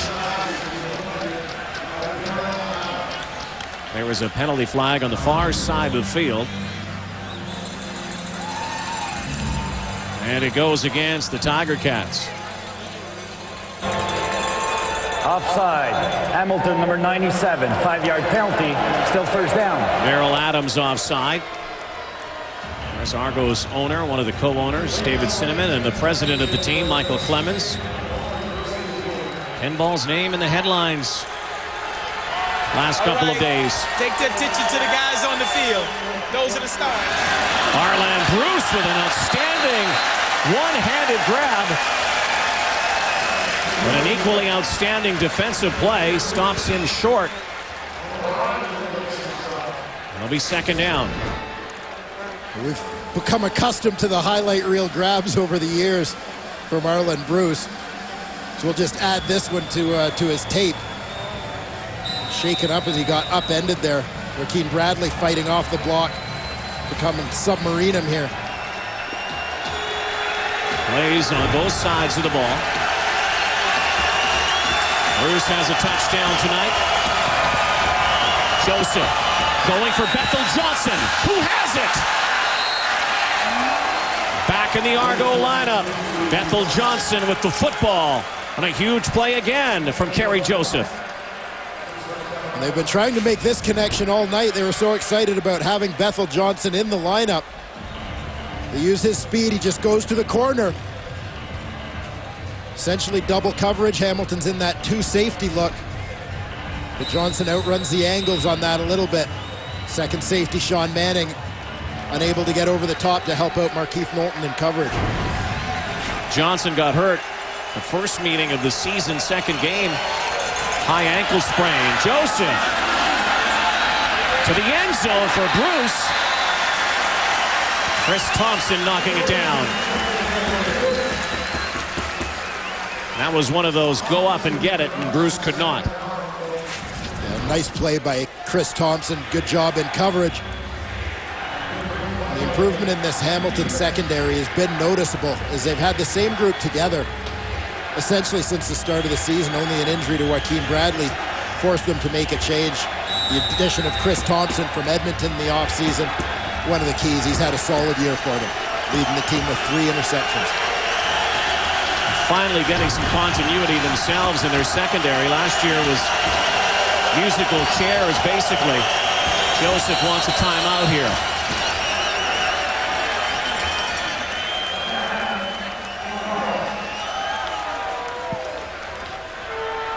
You know this game so well. You played it. You're in the booth now. Can you see Pinball Clemens coming back to the sideline, as has been suggested, should the Argos lose here tonight? I think if Michael Clemens comes back to coach the Toronto Argonauts, the only way it'll happen will be by gunpoint. Quite frankly, I don't think that Michael Clemens has any interest in coming back to coach. He took a long time to make that decision. In the offseason, he made that decision for a reason. I think he's happy with what his role is now. And he's the guy who wanted Rich Stubler to be the head coach of this team, so he won't be in a hurry to facilitate that change. Joseph again going for Johnson. Trying to run under that one, won't get under it. And once again, the kick team comes out. Now, you know, you look at it. When Pinball Clemens was on the sideline, this team a year ago was 1-6, then 2-6 coming into this game, and nobody was calling for anybody's head. And I think that's where some people are saying it might be a little unfair right now to lay all the blame on Rich Stubler. Well, and I truly feel that way, and especially with the East Division the way it is, you can certainly contend that the Toronto Argonauts haven't performed up to expectations, but they have had the dark cloud of the quarterback situation hanging over their head. It has been a distraction, whatever anybody says about it, and that is not a situation that Rich Stubler created. 50-yarder by Mike Vanderjagt. The Argos lead by 1. Another one of those guys who's played both in Hamilton and Toronto, Damon Allen. Very skinny Damon Allen back in 1992. His lone season with the Cats, and then with the Argos later, of course, leading them to a Grey Cup. Damon Allen is here in Iverwood, and he's with Sarah. Thanks so much, Rod. Damon, I see you down here on the sidelines, and I can see the emotion and everything. How much fun was it for you to play in these types of games? It's more so about the atmosphere, even though the games it's a war out there during the games, but it's really about the fans. I mean, you know, every time I've been coming here into Hamilton, they know my name is Damon, but they call me my brother's name, Marcus. And so it's been, you know, quite entertaining talking to the fans and at the same time playing the game. And so I think the biggest part of Labor Day has everything to do with the fans. With the departure of Michael Bishop, there's been a lot of talk about whether or not you might make a return. Would that be of interest to you at all? No, I'm going to have to talk to my family about that one. But for me, right now, I'm really enjoying retirement. And I think there's just another exciting phase for me in my career. I'm done playing, but I do enjoy watching the games. Just like this Labor Day Classic as it is right now. With 11 minutes left in the ball game, it's 26-27. And I tell you, it's one of those days, whoever has the ball last may win the ball game. Thanks so much for the statement. Hey, thanks a lot. CFL all the way. CFL all the way to #1 passing yardage leader. I think before the season began, I think Damon Allen might have entertained thoughts about coming back. Even though he's 45, he's a young 45. Not so sure now. Damon would be a young 35. Yeah, you would. You never know as we get into this portion of the season where the emotion picks up and you get that itch for these playoff type games. Damon is a guy who never seemed quite ready to go when he retired. And those are usually the guys who end up coming back. Printers in trouble again, and over the middle looking for Scott Mitchell, who has not caught a ball here tonight. Looked like it may be a broken route.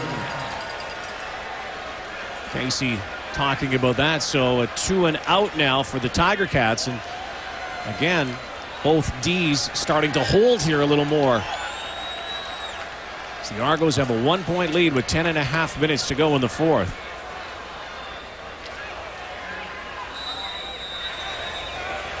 Nixetta trying to keep it away as much as possible from Dominic Dorsey. Little bobble. Cut back, another one, and brought down. Dorsey hasn't done much here in the fourth quarter, but he's done a lot tonight. Dominic Dorsey has been the most dangerous man on the field here tonight. Seems like every scoring opportunity the Argos have had has been set up by this man's plays on offense, on special teams. Everybody's familiar with what he's done in the return game in the past, the top special team player in the East last season, but they've got him more involved in the offense this year, both in the run game, and you see here the passing game. Longest play in this game. He's a dangerous weapon, finding different ways to use him rather than just limiting him to being a returner. Been a big part of the Argos' offensive success here. Smallest guy on the field, no doubt the fastest. And he go. Joseph has to go here. Knocked out of bounds. Tight confines here by Ray Marius. You go out of bounds here on the sideline, you do not have much room before you hit wall.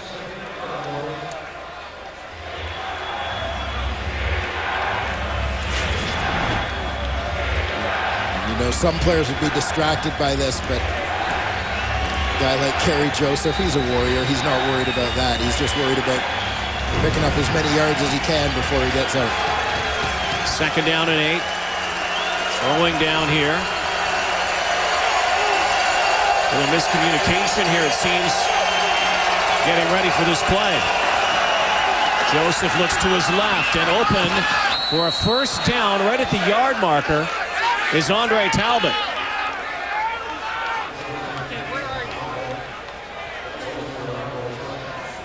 You talk about receivers running routes, making sure they get first down depth. Andre Talbot had the marker to tell him exactly where to go on this one. May have come up just short, though, as he had to stutter step to try and get his feet down. And it might be. It is a little bit short.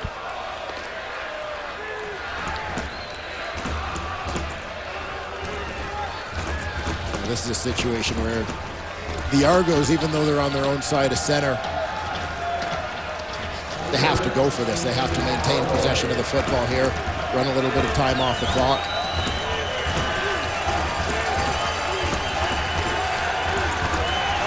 Quite a week in Argoland.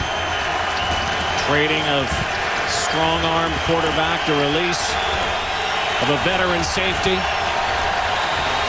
Argos have come to play here tonight, though. Third down now. Joseph has the first down, but there's a penalty flag.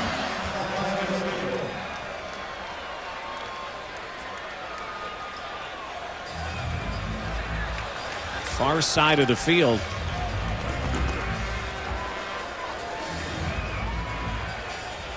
Somebody jump here. Offside. Hamilton 97. 5-yard penalty.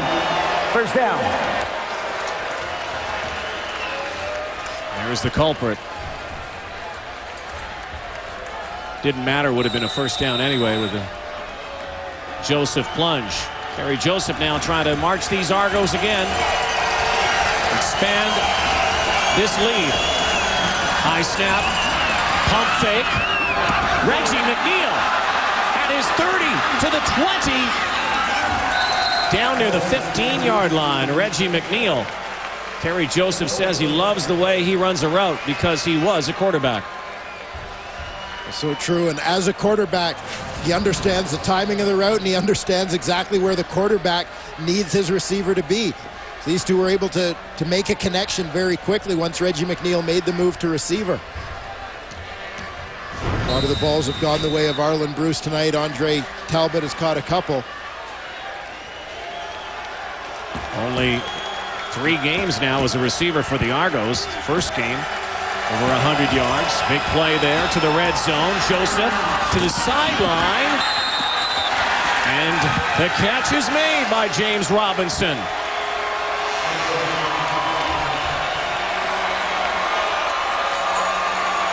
Between James Robinson and Reggie McNeil, nice little injection of youth into this Argonaut receiving corps. You think last year of all the veteran guys that they had that parted ways with those guys, they wanted to get a different look this year. A great catch. Staying in bounds. No doubt that time. They just added some great athletic ability to their receiving corps when you consider McNeil, Robinson, Bethel Johnson.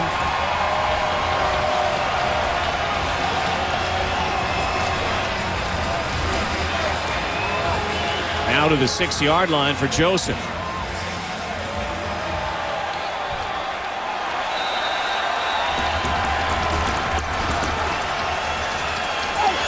Trying to cap off a big drive. Dorsey. Knocked out of bounds. He is so elusive. Just when you look like it might get stopped for a loss. Dominic Dorsey gets positive yardage again. The Argos did a nice job creating misdirection here. They motioned all the receivers to the left to get the flow going that way and then sent Dorsey out to the right. And that off-tackle player, that sweep around the outside. He's got such speed even going to the short side of the field where you don't have quite as much room to outrun people. Dorsey was able to outrun some angles. 2nd and goal now. From just outside the 1-yard line. Dominic Dorsey has been Special Teams Player of the Week 3 times this season. Not McKay Losher now. He's yelling at the sideline. Oh, and there's a challenge flag.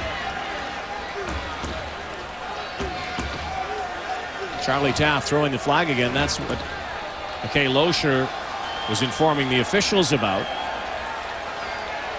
Good job by McKay Losher to see that and make sure that the ball didn't get snapped while that flag was down. Challenging probably where this ball is placed right now. Charlie Taft is back to the sideline.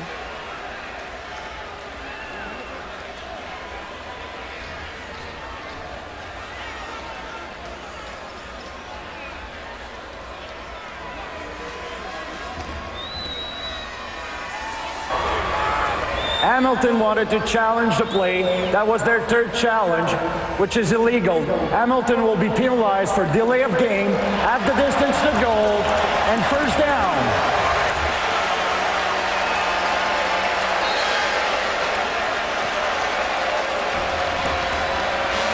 Yikes. He'll be eligible on the next play. Charlie Taff. That one goes completely against the Tiger Cats.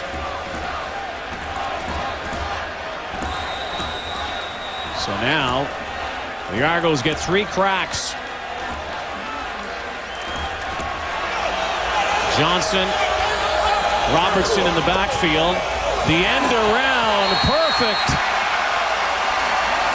And a touchdown, Ryan Crawford.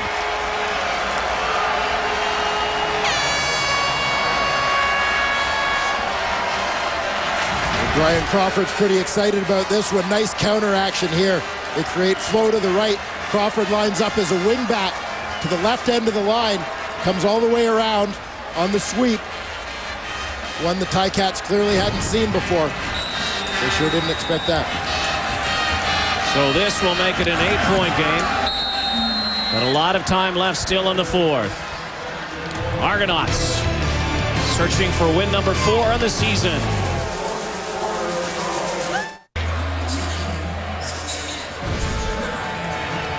Here's our game story so far. Lots of game left, though. Brought to you by MGD. Nothing to hide. And Kerry Joseph poised to go over 400 yards in his first game as the Argos' undisputed field general. Of course, a lot of those going to Arlen Bruce, which is important. With Casey Printers, not a big day passing the ball, but Hamilton's success has come on the ground. And Printers has been a big part of that. Trey Smith. Oh, what a hit.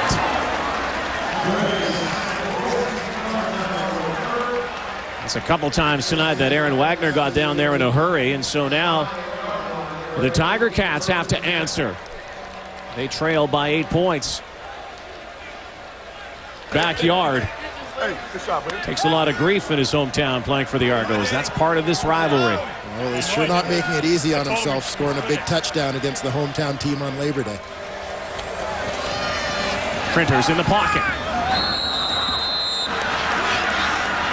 Looking for Scott Mitchell again. What the Argos have done here as well is taken this usually boisterous crowd that was very loud early on right out of it right now. It's very quiet in Hamilton. Well, right at this moment, I'm wondering, where's that run game that's piled up so many yards against the Argos now for 3 consecutive games? Find it a little curious that the Tiger Cats are coming out throwing the football here. Get the ball to Terry Colley. Get the ball to Jesse Lumsden. And no Jesse Lumsden. We have not seen much of him in the second half. Printers again sets. Out of the backfield's Colley. Terry Colley will be stopped short of a first down. Big plays there. Colley had some running room. Well, it sure looked initially like when Terry Colley caught that football, he had plenty of room to just explode upfield for the first down. But Willie Middlebrooks did a nice job closing that gap. And tremendous open field tackle on a shifty runner. One of those rookies in the secondary. Middlebrooks has played all year. Kenny Heatley and also Jason Shivers making his debut. Dorsey trying to read where Set is kicking it. Bounding ball. Makes that first move. Cut back again. Dominic Dorsey doing some dancing. And a penalty flag. 6:45 to go. Argos lead 34-26. Labor night. Rare Monday night game on Labor Day. Argos and Cats. Jamel Robertson. He wanted a face mask call. No penalty flag. Kerry Joseph is proving, and Michael Bishop proved with a victory on the weekend, that the move is working out for both of them so far. From his goal line, takes a lick. Ball up for grabs. Was it caught? They're saying no. Chris Thompson was there, and it was about this time, the last time they met, where the Hamilton defense got to Kerry Joseph and forced him to cough up the football.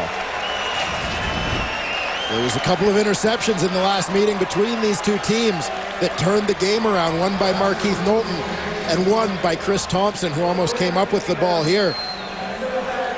3 defenders converge. You're going to watch on the left. Watch Ryan Glasper, the free safety, because he got up very slowly after this one. And they are saying that Thompson made this catch. And they are saying it is an interception.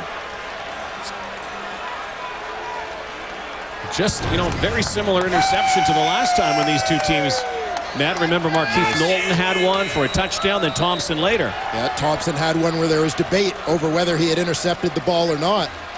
And they're going to challenge that.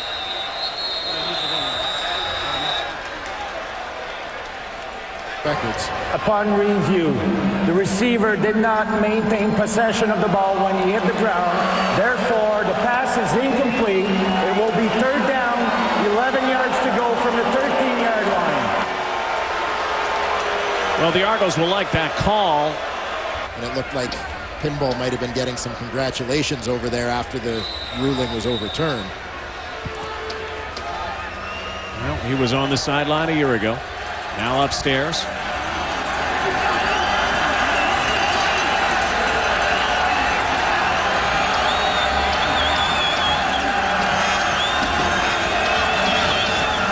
And that's what he will do. Didn't look like he was ready to kick that ball. We'll eat up a couple seconds. Vanderchat eating up some more of the clock, and 2-point safety on the board now for the Cats. Makes this now a 6-point game with 5 minutes to go. Well, the NFL season kicks off Thursday. TSN has live coverage. Redskins travel to New York to take on Eli Manning in the Football League in punting. Holding. Toronto 43. A 10-yard penalty will be applied on the next point of scrimmage. Well, that will help the Tiger Cats as well. A couple teams that have been watching the NFL final cuts very closely.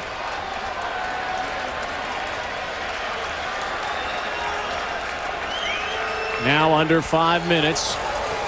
Jesse Lumsden. Lumsden got tripped up. Otherwise, that was a big, big gain.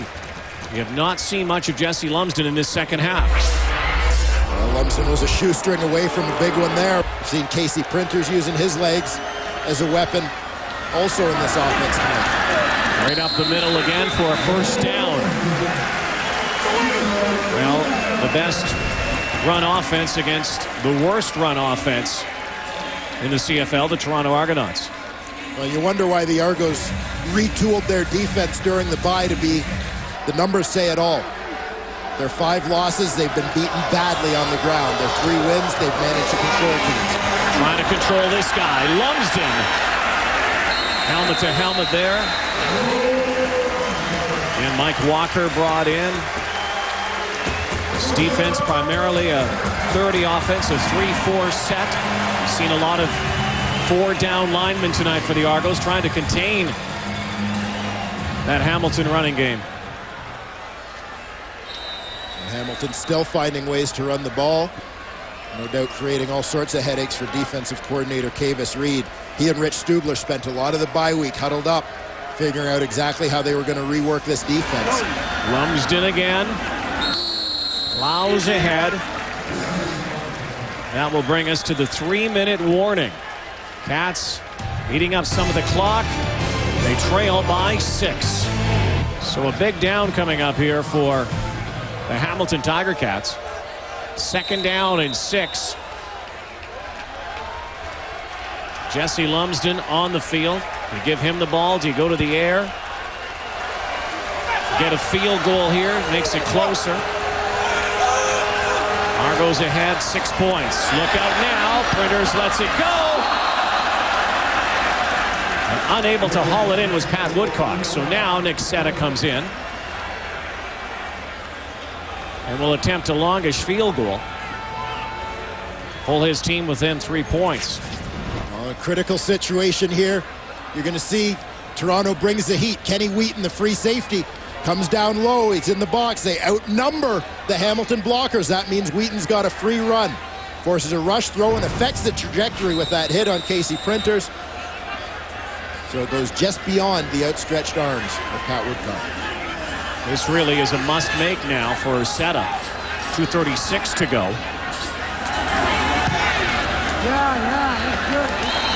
And he does exactly that from the 43-yard line, and it's now 34-31 Toronto. And now Charlie Taff will ask his defense to come up big. And can Kerry Joseph eat up some of this clock now? 2:31. Get a couple first downs and seal it. The Argos go into that double tight end formation.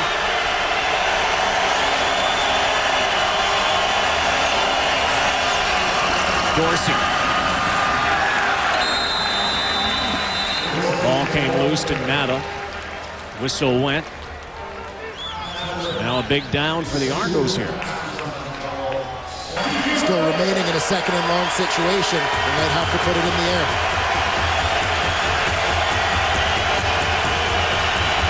From near their 39.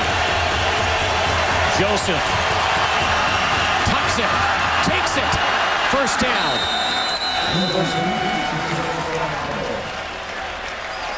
Big play by Kerry Joseph. Well, this is just a great decision by him. That's what's most beneficial to his team. Looking as comfortable tonight as he did last season with the Saskatchewan Roughriders. But that time knocked down. Arland Bruce wisely picks that up. Live ball, or the possibility that it is. It's a better safe than sorry. Always play it. Dorsey behind Joseph. One of the biggest offensive plays for the Argos tonight. Over the middle. And now Toronto will have to kick it away with 1:41 to go. Hang on tight here. Now as they run the ball, Hamilton's going to have to be very aware of the clock as well. Sideline plays to maybe get out of bounds and stop the clock. Mike Vanderjagt. High snap. Ooh, very close to having it blocked. Bouncing kick, Trey Smith. Nowhere to go, best go down. Clock ticks down to 1:28, and so Casey Printers back. And the Hamilton Tiger Cat lineup this week. He's got a guy in Danny McManus helping him out on the sideline, so who could give a lot of advice that it doesn't matter what's happened up to this point in the game. Danny was a guy who, regardless of what may have gone on earlier in the game, always gave you a chance to win in clutch situations. Quick hitter. Pat Woodcock hangs on. And only a few yards that time, so in comebacks as well. Over the middle. Caught! Tony Miles, the former Argo. Biggest catch of the game for the Ticats. Tony Miles comes on a deep in route. He's going to come from the left side of your screen. Working again. Pinpoint. Lumsden now. Trying to go off the right edge. And a squirt forward. 4 or 5 yards again. So another second down. Good hard run there from 56 seconds left. Printers bobbled it. Michael Fletcher in pursuit. Adriano Belli in pursuit. Gets it off to Lumsden. Head forward, spinning. And he will be stopped just short of a first down. Now let's see what the spot is. From here, it looks like it's short. Casey Printers does a nice job again here today. What we may call his breakout game of the season, making something out of nothing. Bad snap. But able to scramble and find Jesse Lumsden. Turn it into a positive play. And a very long yard here. Jason Shivers, again the rookie, stopping Lumsden short. Charles Thomas goes off the field. And if it wasn't the biggest play earlier of the game for Charlie Taff and the Cats, it is now. Third down. And a long yard.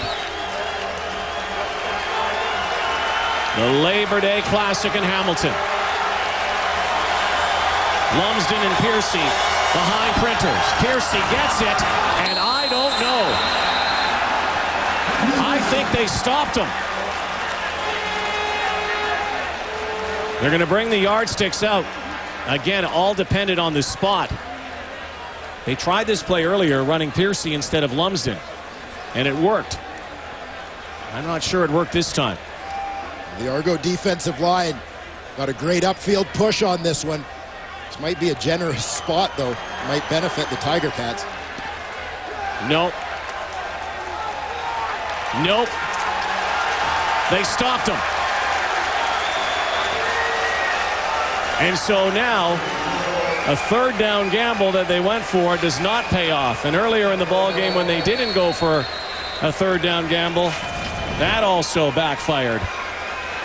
Well, you're going to see that dive to Jeff Piercy. Real Johnson, the man who steps up and makes the play. Nothing against this play call. With Jesse Lumsden in your backfield. You got a long yard. The guy doesn't get stopped very often. I know he's a little bit further back than Piercy, but... Well, one thing that might have benefited them is with Piercy running to the left side of the formation, if you're giving it to the fullback, in theory, you're taking one blocker out of the play because the tailback's just in the backfield. But Lumsden could have... An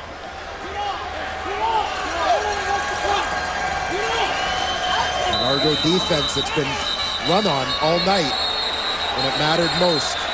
We haven't seen much of this tonight, but you kind of know once this game is now really in the books. One of the things about a Labor Day game is sometimes, especially this is one of the first ever Labor Day night games in Hamilton, quite some time. Some of the people that decided to take it upon themselves to put their own show on. Exactly how the offense was supposed to be run with Dave Dickinson at the helm. Here in Hamilton, it's a work in progress, and do everything he can to commit to building a winning team here. But the Argos, Kerry Joseph now, who, like Printers, was in a quarterback shuffle here in Toronto. No longer. This is Kerry Joseph's team, and he showed tonight what he is capable of. The Argos hang on for a 34-31 win. Labor Day, Monday Night Football in Hamilton. Sports Center is next. Good night, everybody. We look forward because it's Toronto. We've been playing our travel on national TV. This rivalry is older than any other in North America. Hard hitting tonight. Oh! Some punishment there. Hammer time. Dominic Darcy, touchdown! this is going to be classic Jesse Lumsden. And the Cats roar back. Tempers on both sides. This rivalry renewed. Welcome to Labor Day rivalry. And what makes... No excuses! 60 minutes, non-stop football. There's no reason why we can't beat anybody in this league. It starts now. Yeah, it starts now. Charlie Taff, his club, 2-6 in the season. He's not stable. Rich Stubler, some are calling for his head. Perhaps this will be his final game as the head coach of the Argonauts. First quarter, 7-0 Boatman. Casey Printers, bothered by a sore thumb, calls his own number. Touchdown time, 4-yard run. Second quarter, more from Printers. This time, he goes to work with his arm. Chris Bauman, wide open in the end zone. Printers, that's his first passing touchdown of the year. It's 16-11 Cats. Just over 5 minutes to go and a half. Kerry Joseph hooks up with Arlen Bruce for the 11-yard touchdown. Bruce, with a little surprise for the Labor Day crowd, I don't think they really liked it in the Hammer. They didn't want to see the Spidey act. I don't think Stubler wanted to see it either. Just wait till we win the game, then you can break out the costumes. Late in the second, Boatman looking for more. Joseph would step up. Bethel Johnson can't squeeze a sure touchdown. The Argos would get no points after a botched snap on their field goal attempt. It was 21-16 at the half. Here's the rush, though. Printers slipped a little bit. Casey Printers takes off. What a block there. Casey Printers scores. 26-yard run. Cats up by 2 after 3. Now the man rumored to be replacing Stubler, Pinball Clemens. watching him on the sidelines. Uncomfortable. He sees this play, though. Brian Crawford takes it in from 1 yard out. Argos now up in front, 34-26. Now 34-31, dying seconds. It's 3rd and 1. Jeff Piercy stuffed. He could not get the yard that the Ticats needed to extend the drive. They were only down by 3. They were within field goal range. The Ticats showed a little fight tonight. So did the Toronto Argonauts. When all was said and done, though, the Argos beat the Ticats for the first time this season. Remember, Hamilton only has 2 wins in the season, both coming at the expense of the Toronto Argonauts. And how ironic did this turn out to be? The Ticats had 259 yards on the ground, but they couldn't get that one hard yard when they needed it.